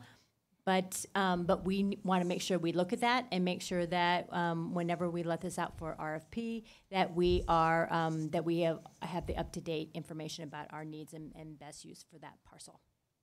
is in essence what we're trying to say in that paragraph. Okay. So I misinterpreted. Harold, did you have something you wanted to say?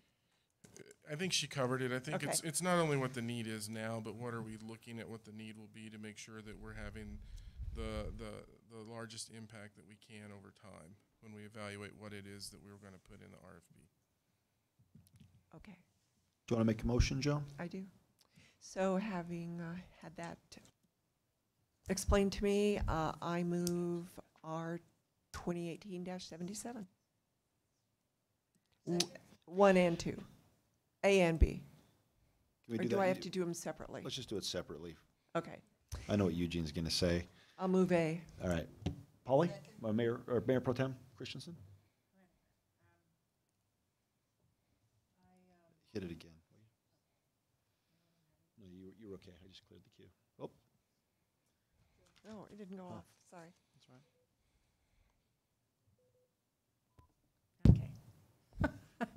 All right, I'm looking at the memo of understanding, and I see sort of two problems. The first is that the standard communications are supposed to take place through the appointed council liaison. Currently, that's me, but that doesn't have to be me. But the problem with that is that the council liaison has no ability to sit on an executive session, so they don't really have much of a picture of what's going on. And we also have no dealings with the LHDC. So that's a little bit problematic in this sort of situation because we don't really have a picture about the total financial health, except through the yearly presentations. So I'm not sure how to address that or whether that's exactly the way it should be. So Without access to any executive sessions, then the liaison has a pretty limited idea of what's going on in a way. I guess my question is it intended to, is it intended for the liaison to have a decision-making role on the executive board, or is it that the executive board comes to a decision and says, we would like you to communicate with council this direction? Because I believe it's the latter. It's the latter, but the other thing I'll bring up is we also have a council member that's on the board in terms of that piece of it. And so that's one component of it. The other component regarding LHDC is that we did put in the document that they will provide will work with LHDC to provide us the requested information that the city council is asking for. Right. And so that is a responsibility in the memorandum of understanding for the Longmont Housing Authority. Embedded in that memorandum of understanding is that we went ahead and put the formal annual report, but that we put that at the council's pleasure, they'll provide an in-person or written quarterly report based on what the council desires from the Longmont Housing Authority. And so in that piece, and then you tap in the requirement of communicating that information from the Longmont Housing Development Corporation, we think that gets at what council is wanting to see in that process. I guess I would like to see a little more transparency between LHDC and the city if we're going to be in partnership, although we're in partnership with LHA. And I understand the need for there to be separation of that, all those bodies, and for the liaison not to have a vote and to be excluded from executive sessions. But in this particular instance, because we're going to be in a financial partnership, it puts the city at risk, and I do worry about this a little bit. But if legal has been over it and thinks it's okay, Eugene, I guess we're okay. All right, Mayor, go ahead. Mayor and Council, Eugene May, City Attorney. So LHDC is an independent nonprofit. Our relationship here is with LHA. As the city manager was explaining, the MOU is structured so that LHA has the obligation to bring us information from the LHDC and work with the LHDC, with whom they have a closer relationship than the city. I would tend to agree with the city manager. I think it's structured so that council's request for information about LHA or LHDC will be responsive either through these quarterly reports and with LHA getting that information from the LHDC for us. So and I think on the risk piece, you know, again, and I know Bruce is behind me, but I tap into the, you know, we're the majority interest holder. We have sole discretion in this. I think that allows us to move through and minimize the risk that potentially exists in this, and that goes into the RFP process and talking to council about that RFP process where we really control it as the city. They can't hand away. They can't contractually get at anything. Meaning, yeah.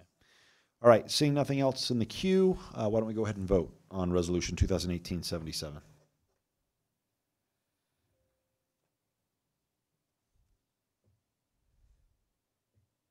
And that passes unanimously. Councilmember Peck, you want to make another motion? Sure. Okay, I move 2018-77B. Second. Let's vote.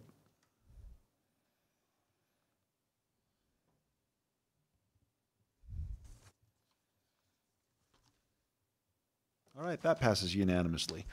We've been going for an hour and a half. It seems like it was a lot longer than that. Let's take a quick break and come back and hopefully approve our 2018 City Council work plan and just sing Kumbaya and go about our week.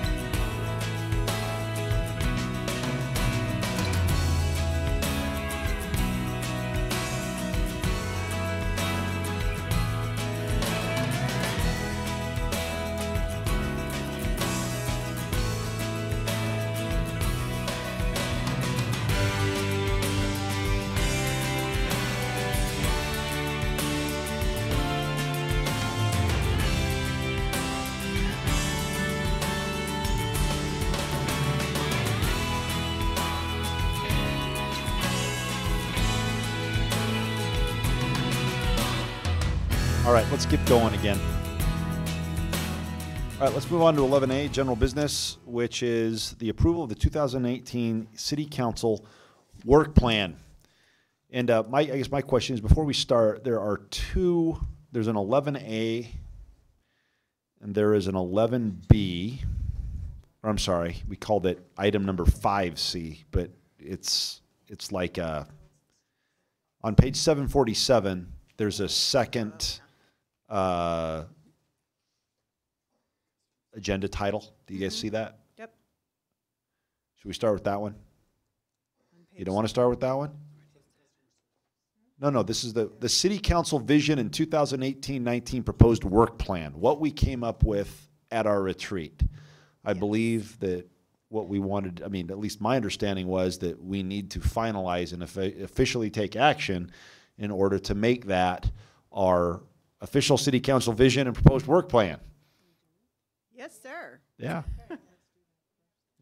So I believe Dr. Waters is in the queue. Well, I've harangued everybody on this council and on the staff about this. So here's what it might work this way.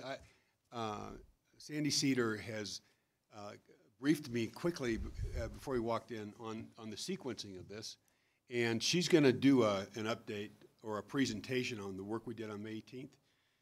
I know we have some recommendations from Councilmember Martin that attached to that, and she was going to pause. I know, I'm like, you get so many words and then you're done, huh? Yeah. So I've run out of words tonight. I can't have any more. We're going to get to a point where we get a chance to take that action very early in her presentation. But I appreciate your paying attention to that, Mayor Bagley, because that's exactly what I was going to push for, and I think that's what we're going to get. Okay. How do you want to give a presentation? That would be great. All right. I love presentations from city staff. Let's go. Sandy Cedar, Assistant City Manager, and I'm here to step you through your City Council work plan, including your visioning and goal statements. So we're going to have several pieces of this presentation because we have lots of questions for council as we go. First, we're going to talk about what the city came up with as your vision from the retreat of May 18th. We're going to ask for approval of that vision, and then we're going to talk a little bit about what are the goals that were underneath that, and then those action items, and Sean Lewis is going to present the action items and the timelines and the metrics. There's several things that the council asked for, and this is all of those. That's Plus, a terrible picture, by the way, right, Marcia? Isn't that a terrible picture? It's a great picture. Right? You guys were already done. And then at the end, we're going to talk a little bit about, after Sean talks about the metrics that we are proposing to use on the timelines, we're going to talk a little bit about the customer satisfaction survey, which is why these kind of got jumbled up in your packet. This is all carryover from 2 weeks ago. And the customer satisfaction survey, you have an opportunity to ask 5 policy questions or so. And so based on what you decide for your work plan, you may want to poll the community on a few things. So that's why we've added that item to the end. So to start this off, let me go through a couple things. These are the questions we have for you in total. We're going to start with them. We're going to end with them. We can take feedback on them all the way through. But essentially, we're going to talk first about the vision and about the goals. Then we're going to talk about the tasks, timelines, and measurements, because the council asked us for all of these pieces, as well as the cross-references to Envision Longmont and the sustainability plan, which you should have. And then are there other measurements? Are there other things, other goals, other pieces that we've missed? And then we're going to talk a little bit about materials. We're going to invite Marika Unger to speak a little bit about what would you like to then take out to the community once you make these decisions? Is it pamphlets? Is it PowerPoints? Is it videos? What would you like for us to present? And then the policy questions. I guess this is just to frame it so that as we go through, you can. Oh, I get it. But I mean, no, I get to frame Okay. it. But I guess what I'm saying is that oops, hold on, where'd it go? I guess what I'm saying is that, I mean, I don't think we should just, this isn't a consensus, look at you guys and nod. I move that the city council adopt what is on page 747 and 748 of our packet, listed as the executive summary, titled City Council Vision in 2018-19 Proposed Work Plan. I move that we adopt that as official city policy for this council.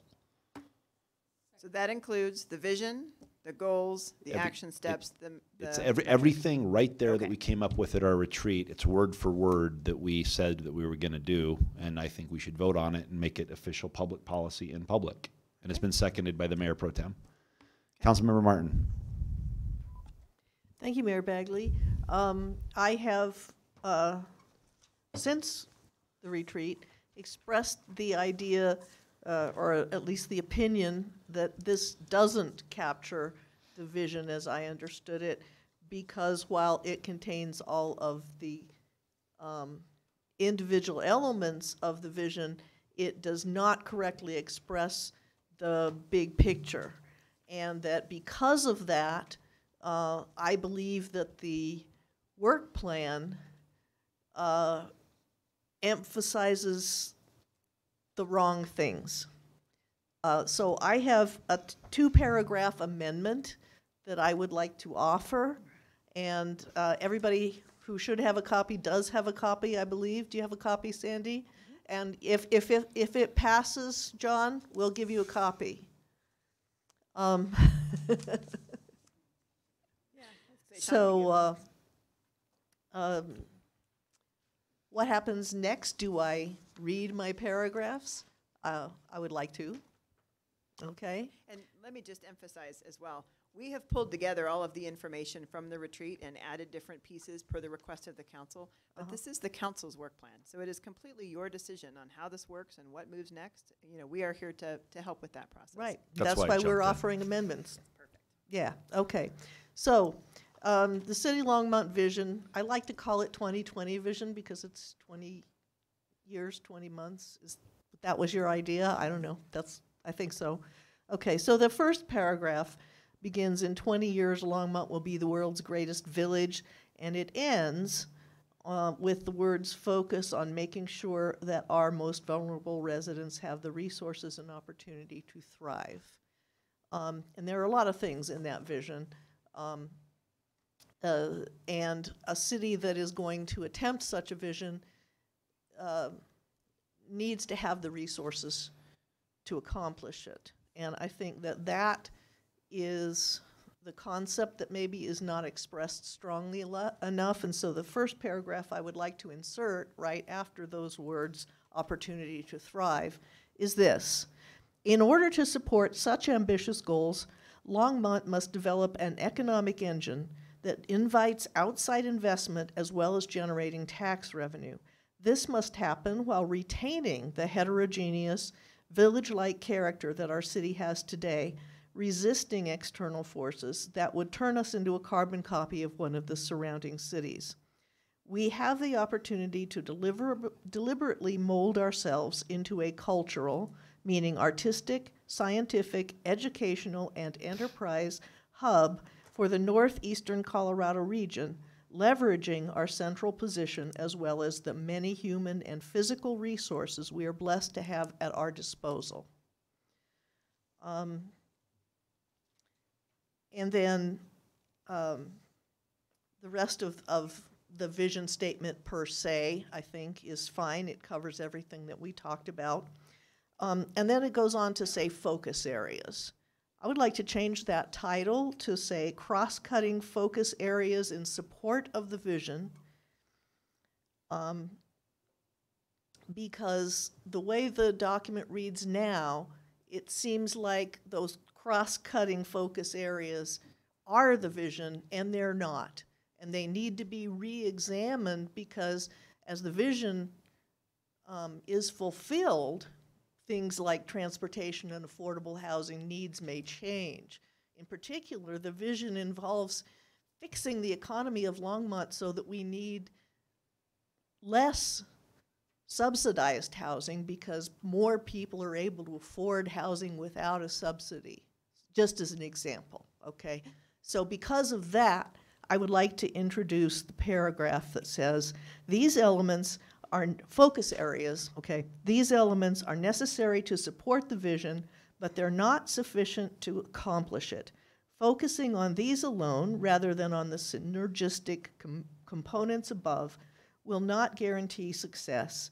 In particular, it will be needful to examine these supporting areas frequently because unlike the vision elements, the supporting infrastructure requirements are fluid and will be subject to change as science, technology, and the economy evolve. So I move that we add these two paragraphs. Councilmember Finley? I like the thoughts in both these paragraphs, but I don't like a couple of the words. In the first paragraph, you talk about deliberately mold ourselves. I would say our city instead of ourselves. I would accept that. I don't know why that bothers me, but it does. In the second paragraph, it seems. Find it. Can you hold up a little bit? Sure. We have our city. Okay, so it's the third line. Second paragraph, I agree with it completely, but it seems like it's stated in rather a negative way. And has more words than it needs.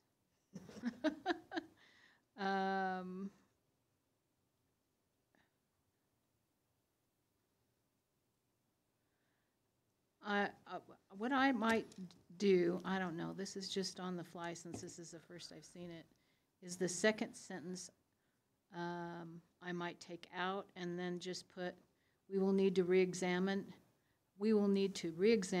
these supporting areas frequently rather than it will be needful to re-examine. Sure. All right, Dr. Waters? I'm sorry, are you done, Councilmember Finley? All right, Dr. Waters? I was just going to second the motion. And I think I didn't want to interrupt this conversation. I think this is good, what's happening. Both the Councilmember Martin's suggestions and Councilmember Finley's amendments are at its. But I just wanted to second the motion to formally get it on the floor here.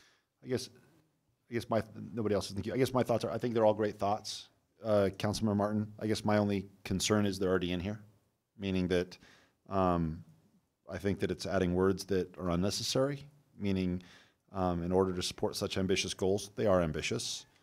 We talk throughout about the economic engine. I mean, we talk about bringing together private industry, local government, nonprofits, housing, development along Main Street. We use the word village. I don't think we should take a pot shot at Boulder. Specifically, we talk about, could have been a pot shot at Louisville. Here, we also have the opportunity to deliberately mold ourselves into but there is some, I guess, that's conflicting. We have the opportunity to deliberately mold ourselves into a cultural, meaning artistic, scientific, educational, and enterprise hub for northeastern Colorado. Elsewhere, we had already stated, we use the word national rather than regional or northeastern Colorado, and we specifically state science, technology, engineering, education, arts, and entrepreneurialism. So, I mean, I guess my concern is it's either A in here, or B, the language is making more small what we had already talked about. That is my concern. Councilmember Martin. Thank you, Mayor Bagley. I am happy to accept revisions of the wording to be bigger, like national, although I'm not sure that it's realistic.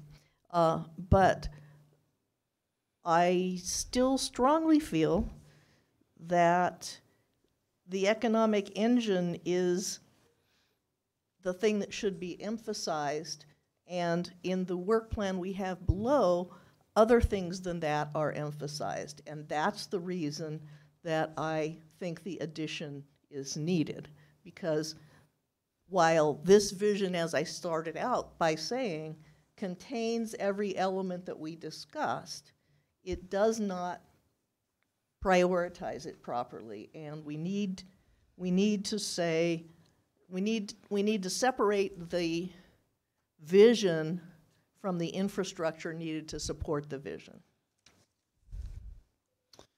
Mayor Pro Tem?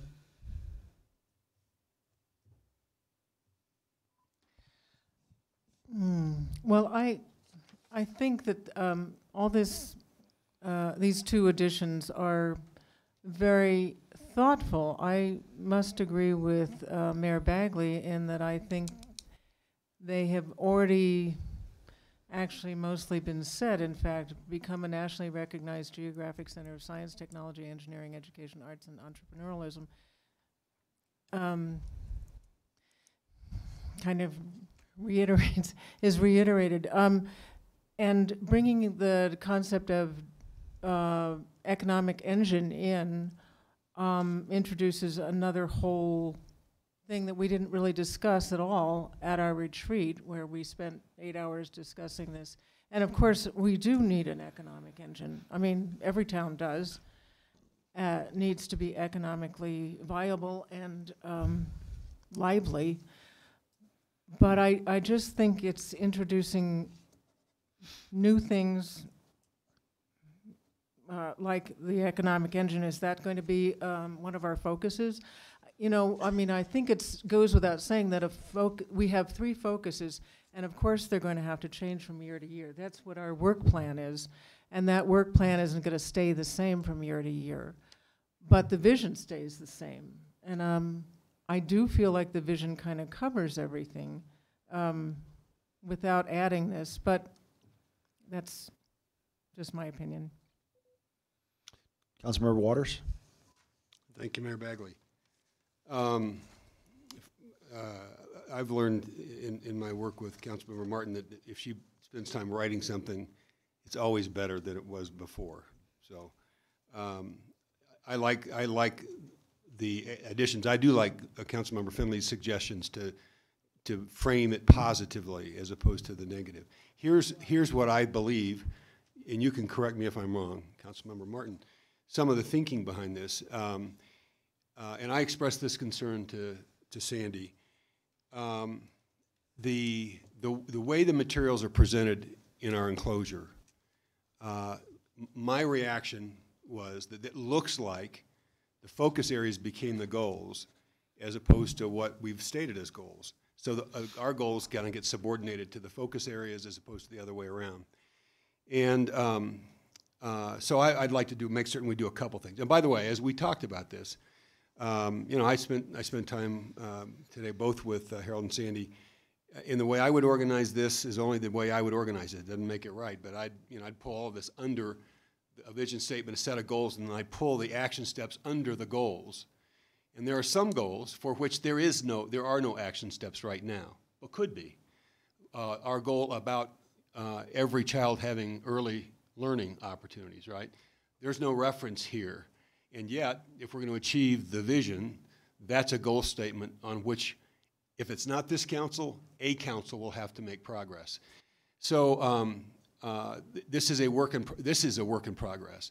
Parts of it would, if it was organized that way, parts of it would pull under those goals, and we'd set alignment. We'd also see some goals that would require a TBD, right? Because there is nothing developed yet as a work plan. So for me, if I saw all that fleshed out, the language that suggested may not be as needed, but without that, it leaves one wondering what takes precedence here. Is it the focus area? We agreed on May 18th that the reason we didn't set goals or adopt goals for transportation and housing is that they were cross-cutting, right? We could not accomplish any of the goals that we talked about on May 18th without an effective transportation plan, without a productive housing plan. That's why they're not teed up as separate goals. That's why they pull under the goals as objectives that have to be measurable, right? I mean, that's the organizing scheme in my head. So I'm just wondering if we didn't act yet on the recommended language, but see what's missing, right? Everything in this work plan, it's going to have to be organized in a way that's a little bit different than it's organized now, in my opinion. Everything is necessary, and it's not sufficient, right, to accomplish the goals that we laid out on May 18th. So I guess I'm wondering if we got further into the discussion, we could come back to this language. If we identify what would be the sufficient to go along with the necessary, right, between now and the end of the evening, and then decide, do we come back and adopt this language in the edited form, or have we identified how we're going to fill these gaps in the work plan so that we've addressed the concerns that are expressed in the language? Does that make sense? Yeah. Since this was your, yeah. I'm sorry. Councilmember Martin. Thank you, Mayor Bagley. First of all, yes, I do tend to agree in principle with Councilmember Waters, as long as we do come back to it, because I really do strongly feel that something along these lines needs to be added to the vision itself. And for essentially essentially exactly the reason that Councilmember Waters articulated, I think that the focus areas have been brought to the top as priorities, as goals, whereas they are supporting infrastructure. So if Councilmember Waters' plan is going to be the most comfortable for everybody, then I'm willing to move on and go along with that. I do, however, feel compelled to say that I guess we can go back to the tapes, but I am pretty sure I said the words economic engine at least 5 or 6 times during the course of the retreat. It's a favorite phrase of mine. I don't think I could talk about this without saying economic engine. And so I'm distressed to hear that not, not be perceived as the top necessity. The top necessity is to make Longmont work better as a city. And the fact that it needs better transit, the fact that it needs more housing, those are reasons it doesn't work as a city. Those are not the goal per se. Okay, so I think that it is, I think that if we don't say that there's a danger that the infrastructures, the details will become the goals rather than keeping our eyes on the prize. And I guess the reason I said, by the way, to be clear, Marsha Martin, you are incredibly smart, and in no point. No, well, the thing is that what I'm saying is that my explaining the reason why I said I didn't want to support the changes is that if I had a nickel for every time I sat in on an executive work session where we were wordsmithing our vision statement, or hired to come in and listen to other executives try to wordsmith their vision statement, I don't know, I'd probably have $10 or something, I don't know. But I mean, I don't want to wordsmith what we came up with at the retreat. I think that what we put up at the retreat, every single, I mean, even though the sentences are rough, every single sentence when I left the retreat, I thought, I agree with that, and I'm pretty sure we all do. Now, we might not, I mean, for example, incentivize and provide housing and support services that end the risk of homelessness in our community. I mean, we could argue shelter, no shelter, but we all agree on that statement. And so, or become going back to what you put and what we were talking about, become a nationally recognized geographic center of science, technology, engineering, education, arts, and entrepreneurialism. Now, we could argue about what that means, how big of a national reputation do we need to have, or what type of educational institute, but we can all agree on that. So when I left the retreat, what I'm really doing, I'm not saying that, oh, your ideas are bad, or, oh, I don't agree. What I'm really saying is that when we left that retreat, we had 90% of everything that we were agreeing on in there, and I don't want to do anything that could potentially make it so that we do anything other than do what's in here, because I think we got good stuff. And as soon as we get it approved, we can start asking the question, why are we worrying about this? I mean, like, for example, if we want to solve the homeless problem in our community, let's start getting our preschool kids high-quality educations. I mean, that'll do it. Let's just start figuring it out. Now, granted, it's not going to help a lot of the people on the streets right now, but that will improve our town in 20, 30, 40 years. And so I think the things that we came up with are rock solid. They're awesome. and that's the only reason I mentioned it. Dr. Waters? So just a procedural question. If Councilmember Martin asked to table this motion, could we, till the end of this discussion, technically, who's our parliamentarian, can we bring this back for reconsideration once we get through this item? So if she wants So that the steps would be like this. We could act on the vision and goals that we adopted or that we developed in May, number one, first step. Number two, we could review the work plan and be intentional and conscious about how it pulls under those goals. Identify what the gaps still are, what work still needs to be done on that work plan, and then approve that, and then come back if that is not sufficient to address these concerns. It's like put this one back. Yeah. So if you pull your motion and we vote and we approve what we came up with at our work plan, it's kind of like the Article 15. You know, I mean, it changes. Nothing in this vision statement is, you know, sacred to the point where we can't change it in the future. You want to talk economic engine? We can talk economic engine. We can talk. I'm just procedurally. I'm just asking. It was Councilman Martin's motion that I seconded, and I'm just wondering if procedurally, can we get far enough into this to decide, do we want to come back and then vote on that motion, or have we addressed procedurally? What would happen is there's a motion for amendment that we need to vote on, and then if it passes, we would then vote on my motion that includes her amendment that just now was added, or her motion fails, at which point we vote on my motion, which was just the original work plan or the vision, or she withdraws it, and then we vote on my motion, or she withdraws it, then I withdraw mine, and we just all keep talking. I mean, there's all kinds of stuff. But right now, there's a motion on the table for an amendment that was made by Councilmember Martin. It was seconded by Councilmember Waters, and Councilmember Martin, you're in the queue.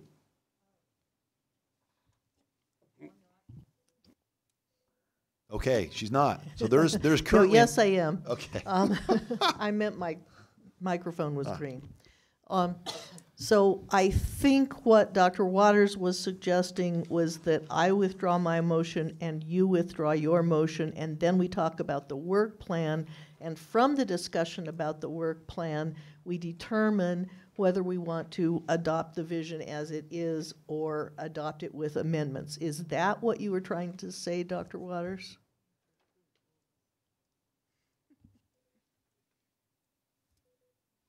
Do I have permission to speak? Oh, you may. Actually, I was suggesting if we could table it, but if we can't, then it would be to withdraw it. I would encourage us to vote on what we did in May, and then come back to this amendment if what we do with the work plan is insufficient to address the concerns that you've brought forth in this proposal. And essentially, that's what I'm saying. I just want to get officially on the record what we all agreed to at our retreat. And then if somebody wants to come back and tonight, 2 weeks from now, a year from now, alter our vision and put another sentence in or ask a question about, well, does our vision really incorporate this? That's always allowed. Councilmember Martin?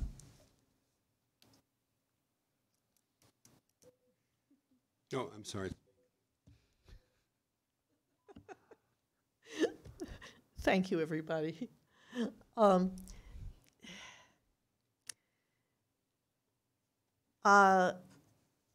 want this to get done, but I don't want the adoption of the vision to be not unanimous. And I do strongly feel that without some amendment to turn things right between the goals and the necessities, that this is not what the vision was. Well, but the other thing, sorry, I didn't mean to interrupt you, sorry. I was gonna say, there's a the vision is kind of like, it's not a goal. The vision is like, we're going to climb Everest, right? But what I'm saying is Everest is the peak. And then the question becomes, what are our tactics to get there? Are we going to use clamp-ons? Are we going to use ladders? Are we going to use ropes? I mean, there's goals like baseline 1, or base camp 1, base camp 2, base camp 3. So right now the vision to me is just in 20 years, where does our city want to be? And then the next question becomes, well, what BHAGs or goals will we have in order to accomplish this vision? Meaning, it's if we open the Times call in 20 years and we look at the front page, and John Fryer, our new editor of the New York Times, comes back and says, "Hey, look, I'm going to write a guest opinion on your front page," and it says, "Guess what? This is what Longmont looks like today." Guess what? Every single child in Longmont, there's a mechanism for getting an education, and homelessness is being addressed, and Main Street and the river corridor and the sugar mill have been developed in such a way that they're not only economically prosperous, but also really respecting the environment. And so, I mean, it's a vision. It's just not a goal. Just what is it going to look like, if that makes sense? And then after that, we can talk about, at least that's my understanding of what an envisioned future would be. So we have a motion on the table. Councilmember Beck. Thank you, Mayor Bagley. I think what Marcia's saying is that how are we going to get to these visions? Is this the crampon? Is this the rope? And in order to do that, we need to make sure that we are not, in doing that, make sure we're not becoming just like everybody else. We have to be special. Don't become a carbon copy. Don't look higher, grasp higher. And I think it's kind of a map, kind of a roadmap of how do we get there. And I don't think that all of it is important to put in tonight. I would like to study it a little bit more. But I agree that we should just vote on our original plan, and then, because as we're talking through it, I think some of it'll become more, I don't know what I'm trying to clear. That's the word I'm looking for, and it's not even 10 o'clock. Okay, so I agree that we should just vote on it for right now, but I'm not throwing this out. And neither am I, just for whatever it's worth. Councilmember Martin. Thank you, Mayor Bagley. I will withdraw the amendment for now, but I want to say that I think in some sense, Councilmember Peck, it is the opposite of what you said.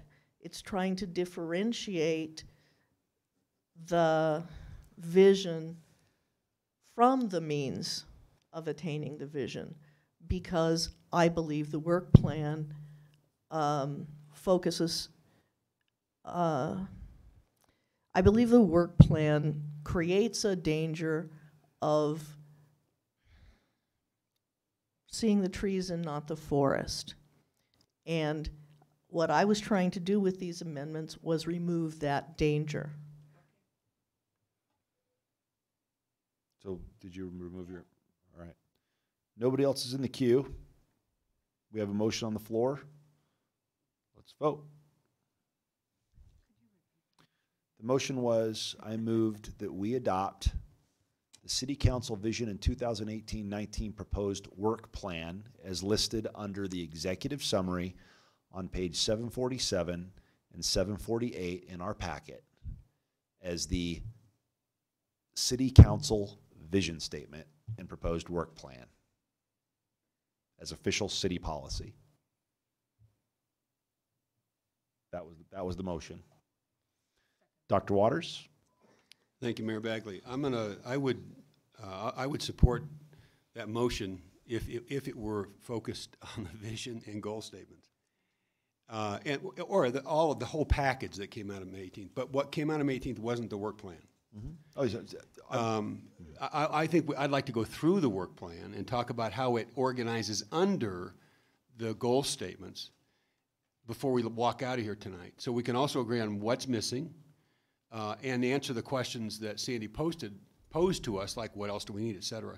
So I do think if the motion is to support the vision and goals and that whole package, and then we're going to address the work plan separately. Yes, no, right now, this is, so so again, the motion is to adopt as city policy the executive summary on page 747 and 748 titled City Council Vision and 2018-19 Proposed Work Plan. I'm just saying that's what it's listed at.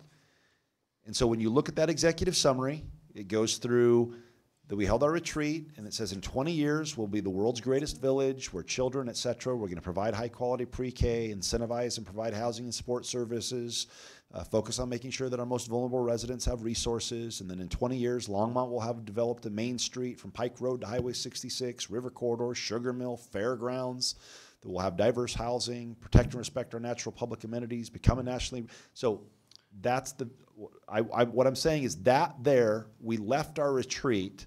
All it was talk. Until we get 4 votes, everything we did at our retreat meant nothing. Pages 757 747 through 761. And 748 was the executive summary.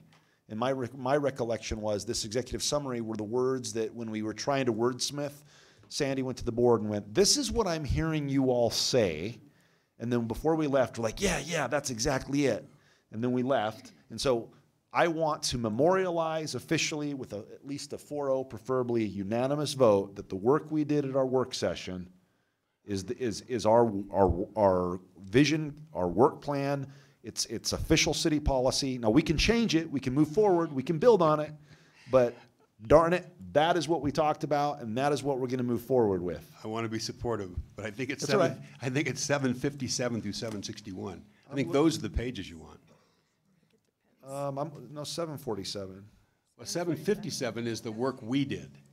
Hold on one second. I'm going to go to There are 2 757. sets of page numbers. There's one on the corner of your packets, and then there's You're another looking one at, in the PDF. yeah, that's the same, that's actually the same. It's the Yeah, same I'm not language. that's all those were all the notes, but I'm wanting to adopt just the executive summary for now. Yeah. Which it doesn't look at so I'm not saying the focus areas.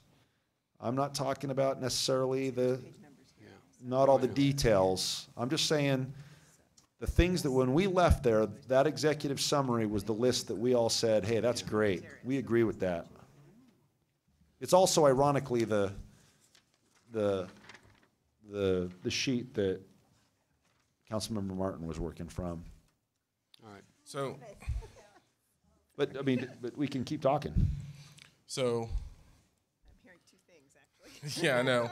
And I want to, so what Sandy was going to do in her presentation where we were going to get to a stopping point and say, okay, here's the piece, is what you said is on the vision statement, focusing on the people.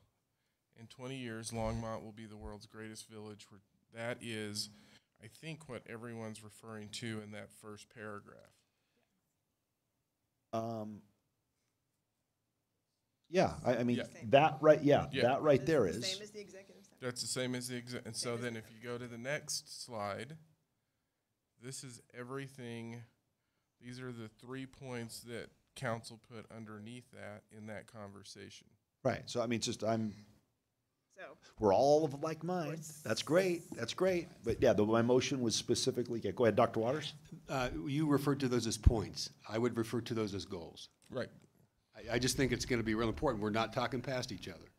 Goals. Those are the 3 goals we agreed we had to accomplish to make progress towards that vision.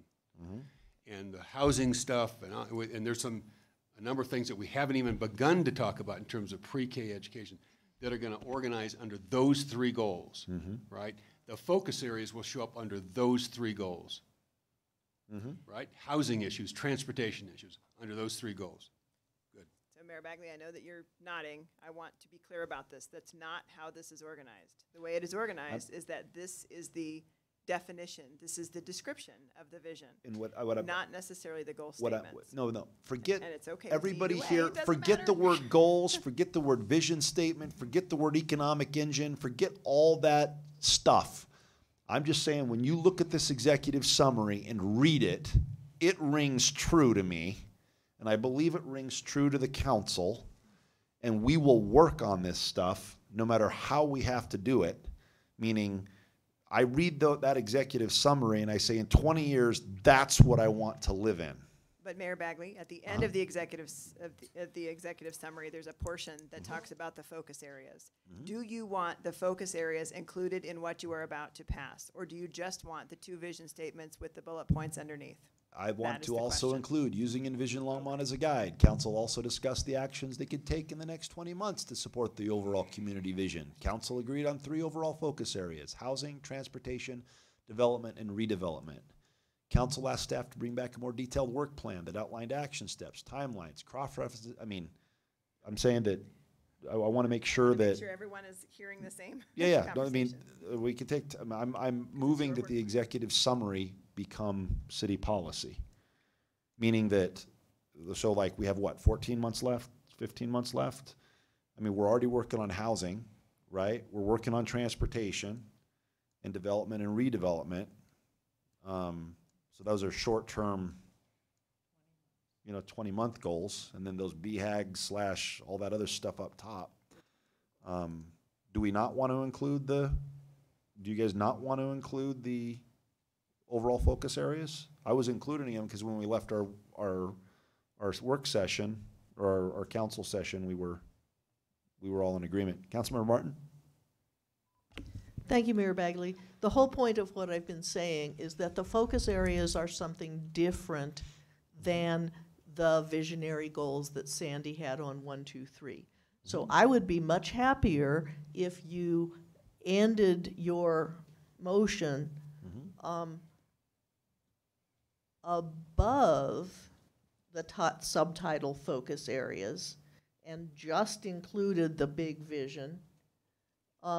And then we can agree on the focus areas as part of the work plan. That's If fine. you would rephrase We the can do motion that. that way, we would have no issues. All right. I would Then have I'll rephrase my motion. Do you care? All right. I move that we adopt the executive summary, page 747, that lists out, that's titled Executive Summary under the subject agenda title City Council Vision and 2018-19 Proposed Work Plan, starting with executive summary and ending at the very bottom where it says in the Western United States as official policy of the city and of city council.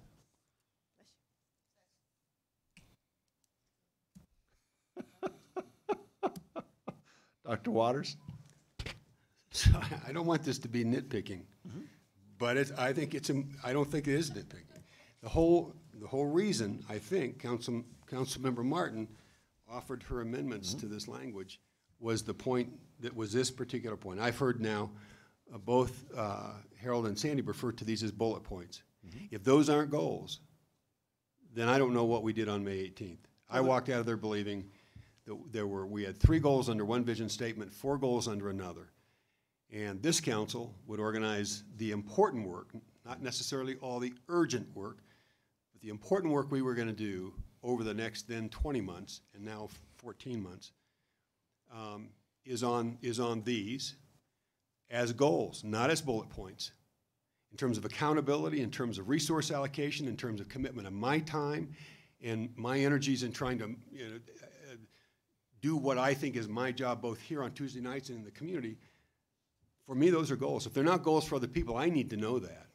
No, I think that, I mean, for me, that is the reason I'm making the motion is because this is what we're going to do. I want it to become official policy because I plan on asking, what does that have to do with getting a pre-K education? What does that have to do with providing housing? What does that have to do with making sure our elderly and our children are protected? What does that have to, I mean. Then on this page, back up one slide, would you? That page is labeled vision statement. Go forward one slide. Label that goals. That's all I'm saying. All right. And then, same thing when we get to the other couple of slides. And then I would make sure then what we can do is say goal 1, goal 2, goal 3, and then goal 1, 2, 3, and 4. Fair enough? So same motion, but we're just going to change the bullet points to goal 1, goal 2, goal 3, and goal 1, goal 2, goal 3, goal 4. That okay? Councilmember Peck, I'm sorry. You're just sitting there forever. It's okay, I'm listening. The council option is to approve the work plan and/or provide feedback. And what we're doing is providing feedback. I don't really want to just come in and adopt an executive summary. I want to hear the feedback and how we are going to organize this. Dr. Waters is going to be here a long time if we don't do something, though. Mayor Bagley? Yeah. No, but as we go through each slide, I agree, these should be goals. And then under each goal, what are we going to do? What is our action plan under, how are we going to get to this goal? And I want that conversation rather than just saying, let's just adopt the way it's written and go home. Mayor Pro Tem, and I'm not saying go home. I'm just saying get something on and plant our flag. Mayor Pro Tem? Well, I thought we agreed upon this when we left the retreat, but so now we have, generally a vision statement is best if it's simple, well, you know, as simple as possible and as visionary as possible, and doesn't get into some huge number of huge number of details. That's what I've always felt. But anyway, so now we have places-focused vision. Are those goals? I mean, we've got the vision, we've got goals, we've got focuses. I'm very confused about what are the things that we just saw for a while ago, those 5 different things. You know, we're recreating the retreat again, and I think it's worthwhile to have a discussion about this, but we really already did have this discussion. So I'm confused now about what the meaning is of the focus areas that we agreed to as ways to begin working for the next 20 months on those 3 areas that we could make the highest impact on. If we start reworking the goals, which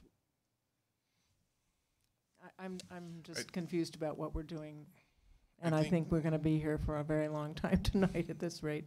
So I think what I'm hearing from council, and if I'm not correct in this, tell me. So you have the vision, and we say that our on the 20 years, our first goal is where we have provide high-quality pre-K learning opportunities. Our second goal is to incentivize and provide housing and support services. Our third goal is to focus on making sure that our most vulnerable residents have the resources.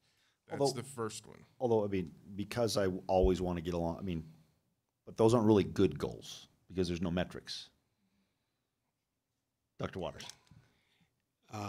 So I'll offer this.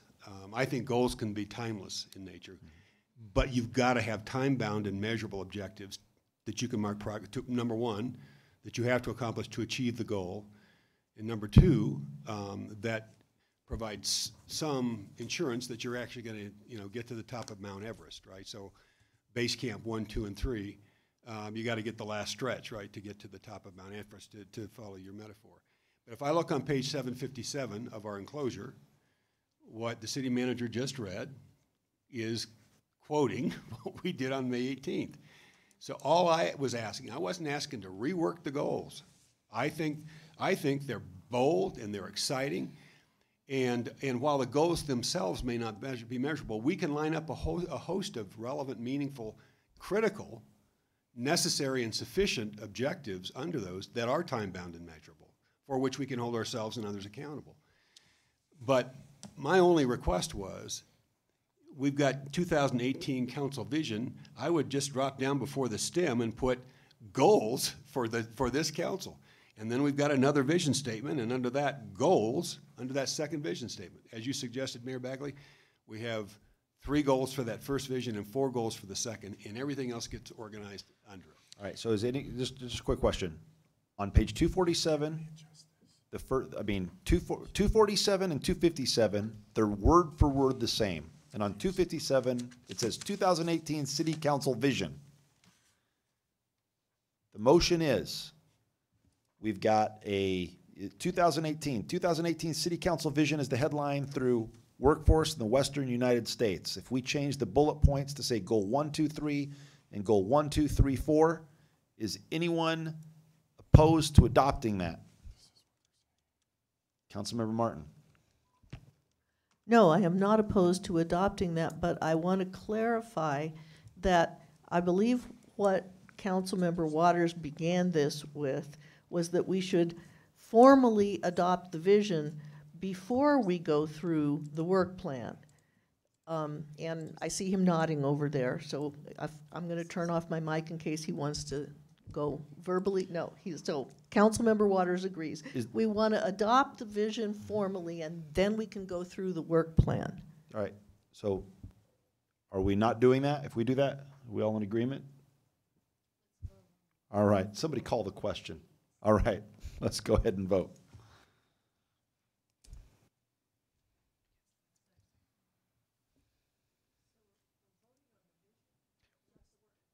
We're just voting on adopting the statement, vision and goals, right there. The words that are on that page, but replacing bullet points with the word goal and the corresponding number. That passes unanimously. Yay. And so here's... You'll get to go home tonight, though. That's the good thing. So here's what you did. We were adjusting this as you were going. Yep. Here's what you did. Vision, people. People-focused goals. Vision, statement, place-focused goals. That's what you just did. Now. So you can do whatever you want now. This is official city policy. Let's go forward. Whatever you guys want to do. Mayor Pro Tem?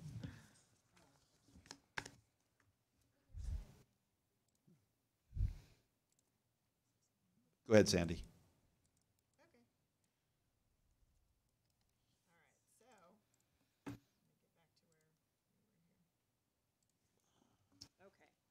So staff's interpretation of what happened at the retreat, staff's interpretation of what happened at the retreat was that you laid out these two vision statements.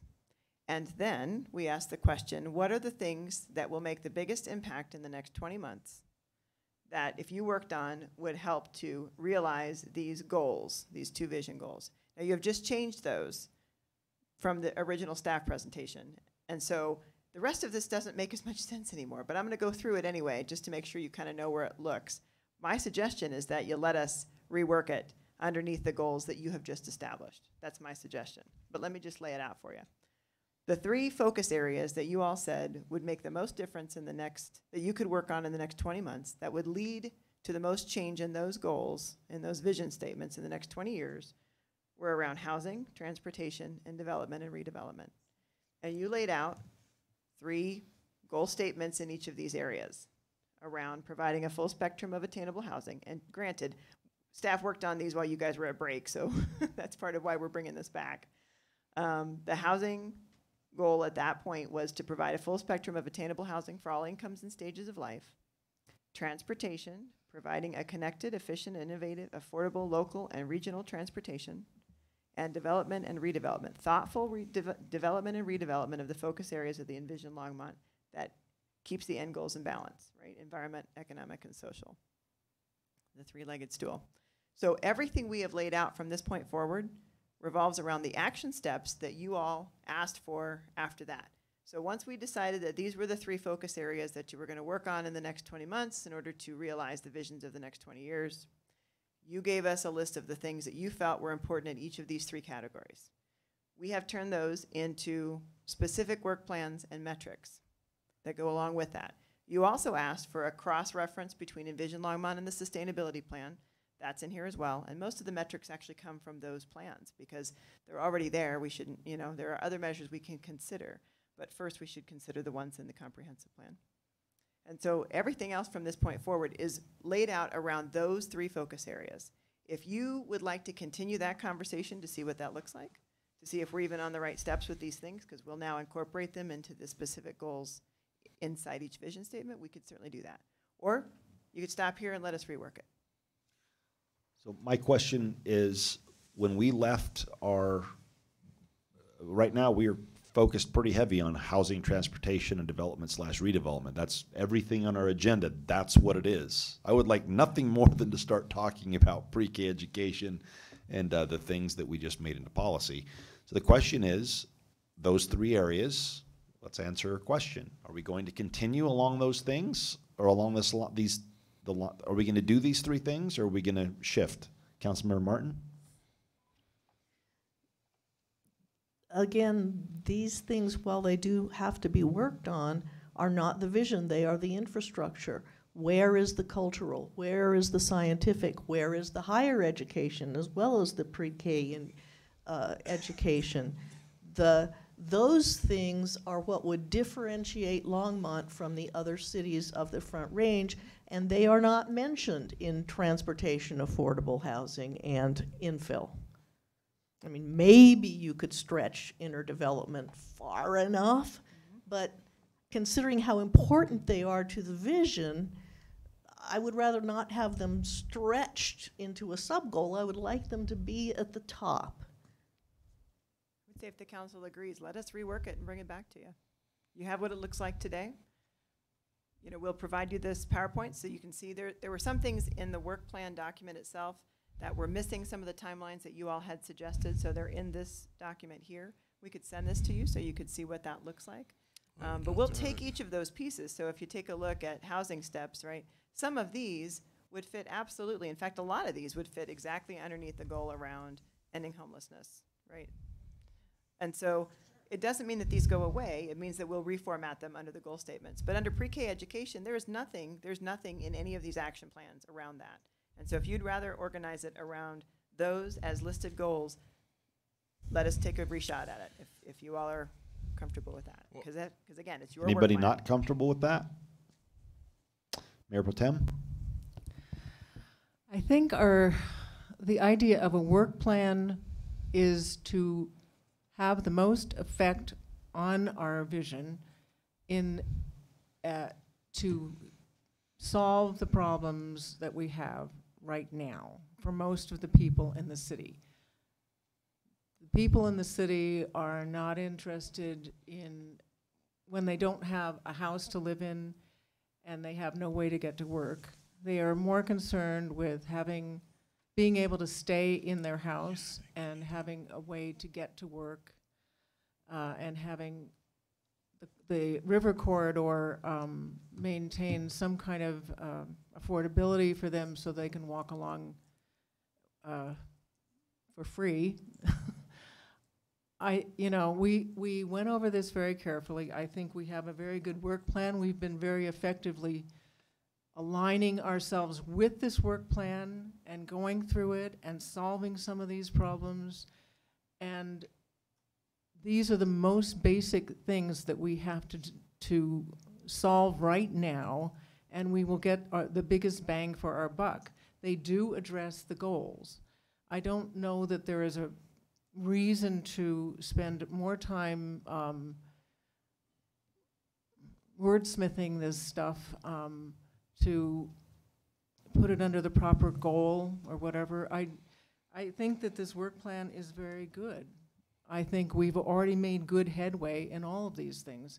And I don't really want to slow us down and start talking about the things that we have a very limited effect on. For instance, our economic development has been turned over to Economic Development Partners. And we have a limited amount of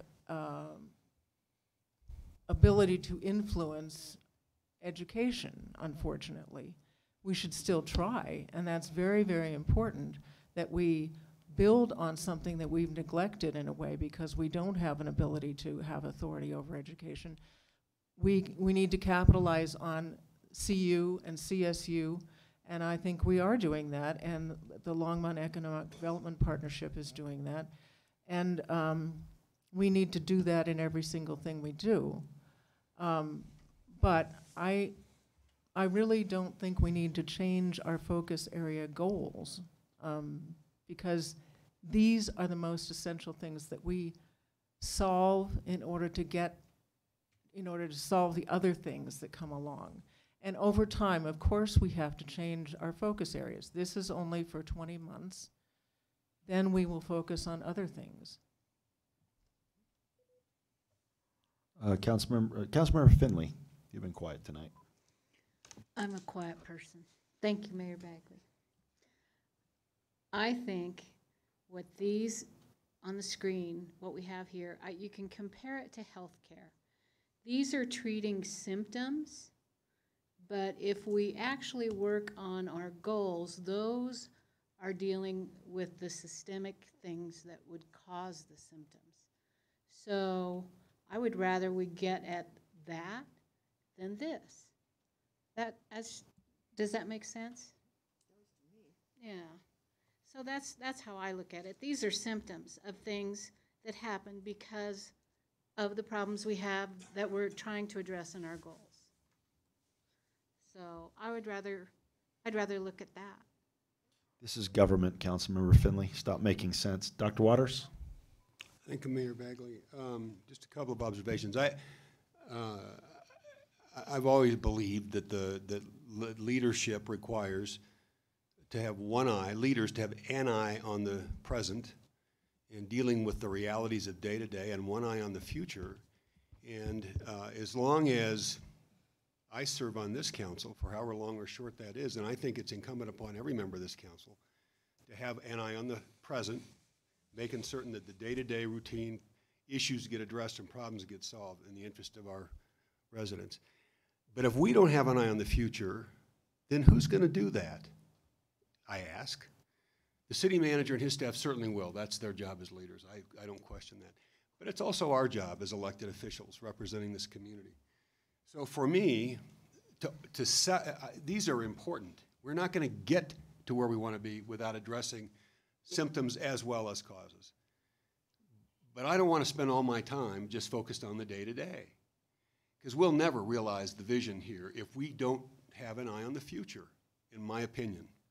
So it's not either or. We talked on May 18th about the genius of the and.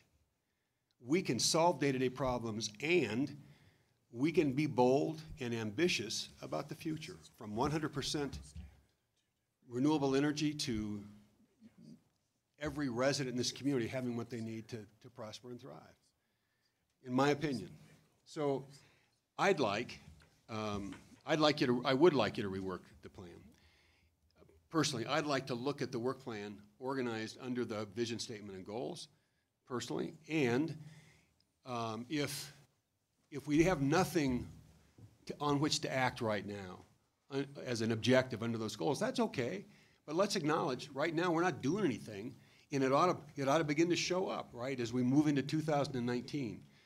So I'd also like to make certain that on that calendar you're working on, that you put on that calendar where we get a chance to review on at least every quarter from now until Election Day in 2019, at least once every quarter, we get to review where we are with this plan, progress we've made on our objectives, what we've learned along the way. That whole kind of approach to accountability shouldn't be about catching us doing things wrong. It should be helping us to learn, getting smarter, right, as we go from quarter to quarter. Best use of resources, best use of practices. What do we adjust our policies? Are we resourcing these things properly? What kind of talent do we need to be bringing in? I mean, that's the kind of conversation we ought to be having as we move along around those goals and the objectives. So I'd like to see it revised that way. And I think we're up to both day-to-day and big picture future, and that's where I'd like to be as a council member. I think it is there's a big and in this, because if you look at some of the things in each one of these categories, it deals with the day-to-day, but they're also fundamental to the goals that you established and how we reach those goals. And so what I was actually telling Sandy is, what I'm hearing is two different things from council. One is, how does it apply to the goals on the vision statement, but also, you know, what's involved in this focus area. And everything that we have listed here actually falls into both of those categories. And what we need to do is what I'm hearing is structure to say, we take 1 through 4 and say it applies to goal 1 under the vision, but in terms of housing, it applies to housing in this way too, because they're not mutually exclusive. And we can show how we're working to the immediate day-to-day piece, but how is that fitting to the long-term vision and goals that council established. Is that what part of what I'm hearing from council? I'm seeing a nod and a no. Okay, Councilmember Martin. Thank you, Mayor Bagley. I think that there's something more than what Councilmember Waters said, and something more than what the city manager said, which is that if we don't work on the tall peaks of the vision, we will be chasing those three cross-cutting goals forever. Because if you are not a bigger machine, if you are not a more powerful city, you will never solve transit. You will never solve affordable housing. But if we create a better economy for this city, which requires things like cultural incentives as well as new industry, all that stuff that is not on transportation, housing and development, okay? If you don't do those big things, you will never have the resources to do the basics that Mayor Pro Tem Christensen is concerned with. We can't say, do these first, we don't need to worry about the stuff that isn't important to people who are starving. There will always be people starving if we don't do the big thing. And that's why I wanted to add language to the vision. I move that we ask staff to rework it and bring it back for further discussion. Seeing no further discussion, let's vote.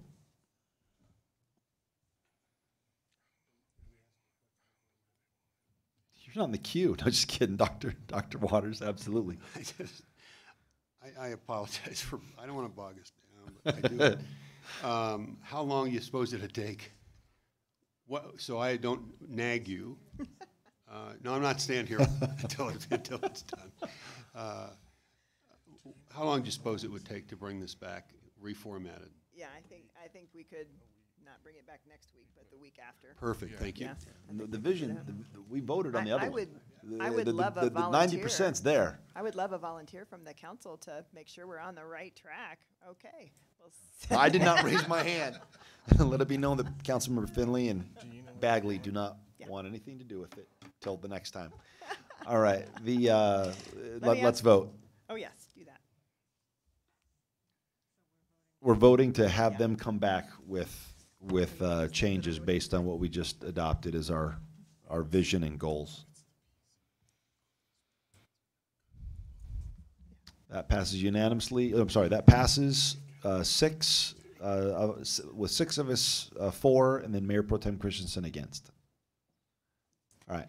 So Mayor Bagley, are there any questions for the customer satisfaction survey that you feel like you would be interested in talking about now, or would you like for me to bring that back after we have the new revised work plan?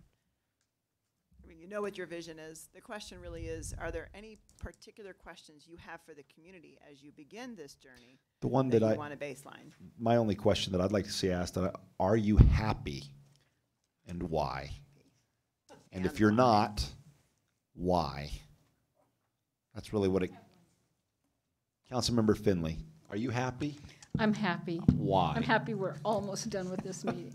But my question that I'd like to see us ask is, in the last year, have you ever been afraid? And if so, where was it and why? I like happy. I want to know about afraid. Fear. Now, I'm scared of Councilmember Finley. Mayor And Pro we Tem do Christensen? have a basic needs one that we've added. That we put in there around, are you meeting your basic needs? We do have that already in there. Nope, it's not the same thing. I just want to make sure that I mention it. Happiness is pretty fleeting. I don't think and it's not government's job to make people happy or to make everyone feel safe all the time. because, I went to a meeting where I asked this woman why she was afraid of people in the park, and she said, well, there was this guy with big hair. And I thought, okay, well, we can't really help her, there. So there are always going to be people who are afraid of other people for whatever reason. I'm pretty satisfied with the survey as it is. Yeah, me too. Okay. I just think that anyway, Councilmember Waters? Doesn't matter what I think. Councilmember Waters? I like this survey as well. I'm just going back through. But this was I had looking for my questions on here, and I realized they're all attached to last agenda's. Sorry. Last agenda's enclosure. Yeah. But one of them, as I recall, was where do we give people a chance to rank order, or tell us what they like best about living in Longmont, and rank order their favorite things to do or their favorite assets. What is it that brings them joy? It's not about happiness, but there's things that bring satisfaction or joy to living here. Do we ask that question? Nope. No. So a question like that I think would be useful. What I will do is take these ideas back to our consultant, who will put them in an appropriate format, and we'll get them back to you to make sure. But you do want to do the survey. These are good questions. Yeah, we'll good questions. Pieces. Councilmember Martin? Councilmember Martin. Go on. Councilmember Martin. Thank you, Mayor Bagley. I would like to suggest to the Assistant City Manager, Cedar, that she make appointments with each of us who raised our hands, and we'll just kind of talk it out. And I think it's a lot more efficient to do it that way than to do it when we're all trying to wordsmith each other's stuff. Reminding staff that it takes 4. And reminding council that it takes 4. Joan, Marcia, Tim, Polly. And I will personally... Not that they're the 4. No, but those were the ones that you all raised your hands, right? Wait a second here. Hey, wait a second. I haven't given up the floor. Yeah, jumped out of his seat. I want to say that right? I will personally promise not to stick anything extra into the vision that didn't make it the first time, and I was sad about that. Okay, I don't want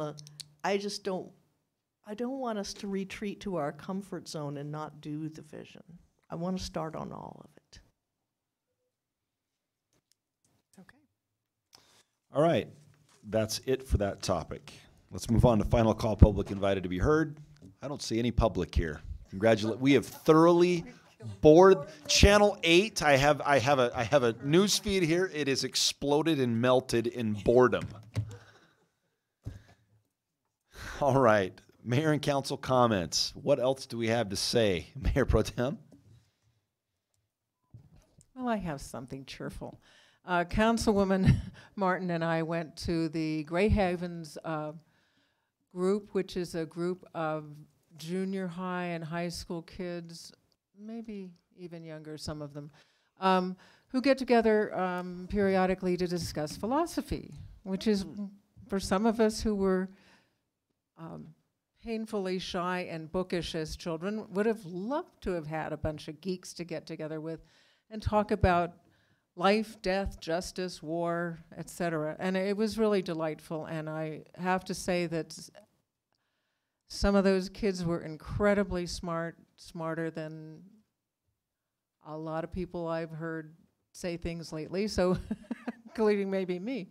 But yeah, it was delightful. So it's really nice to know that we have all these quirky little groups like this in Longmont, and it's sort of shepherded by a couple of teachers, and they do a great job. And so hooray for groups like that where teenagers can have something else to do if they're not involved in sports, and if they love books. So I love books, so my kind of folks.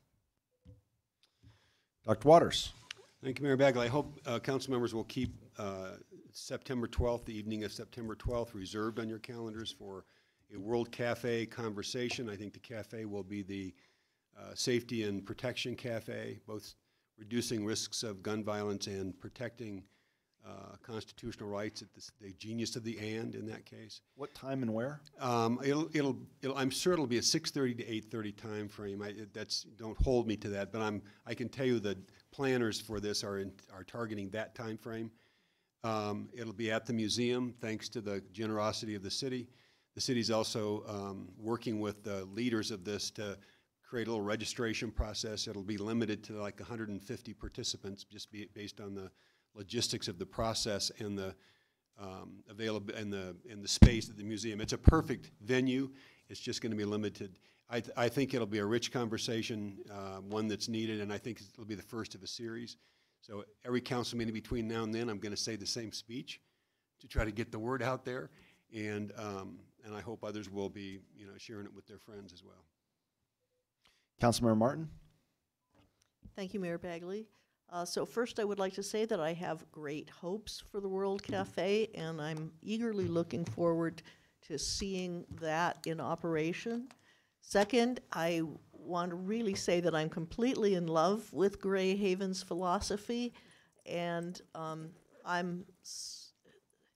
some of those children were more than brilliant. They were brilliantly well informed. They had critical thinking skills that if everyone in our government today had that level of critical thinking skills, we would not have any problems, because we would be solving them all. I was just totally impressed, and I want to thank the facilitators and sponsors of that group, because they are doing an amazing thing.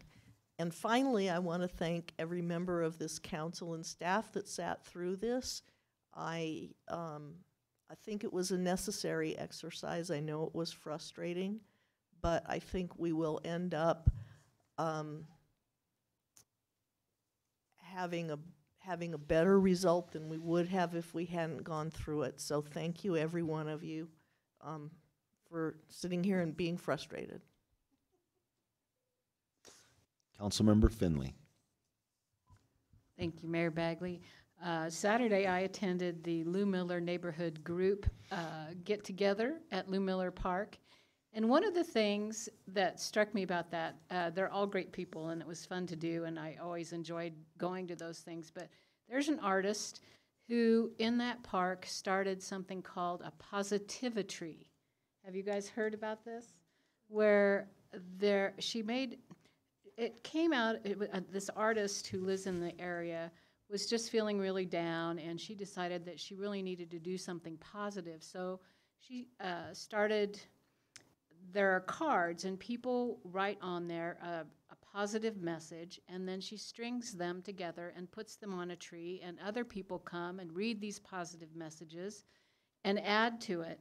And I think she said in that tree in Lou Miller, there have been over 5,000 people who have left positive comments.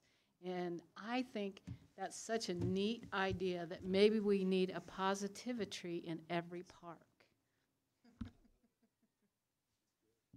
Why? We have Facebook. All right. Yeah, that was a joke. Facebook is not positive. And I guess, is there anyone that knows if they're coming tomorrow to the Arapahoe presentation? Just 1 o'clock, my office. We can only have 3 if we don't talk and it's just a presentation. It's not really a meeting, is it? It's more of a listen.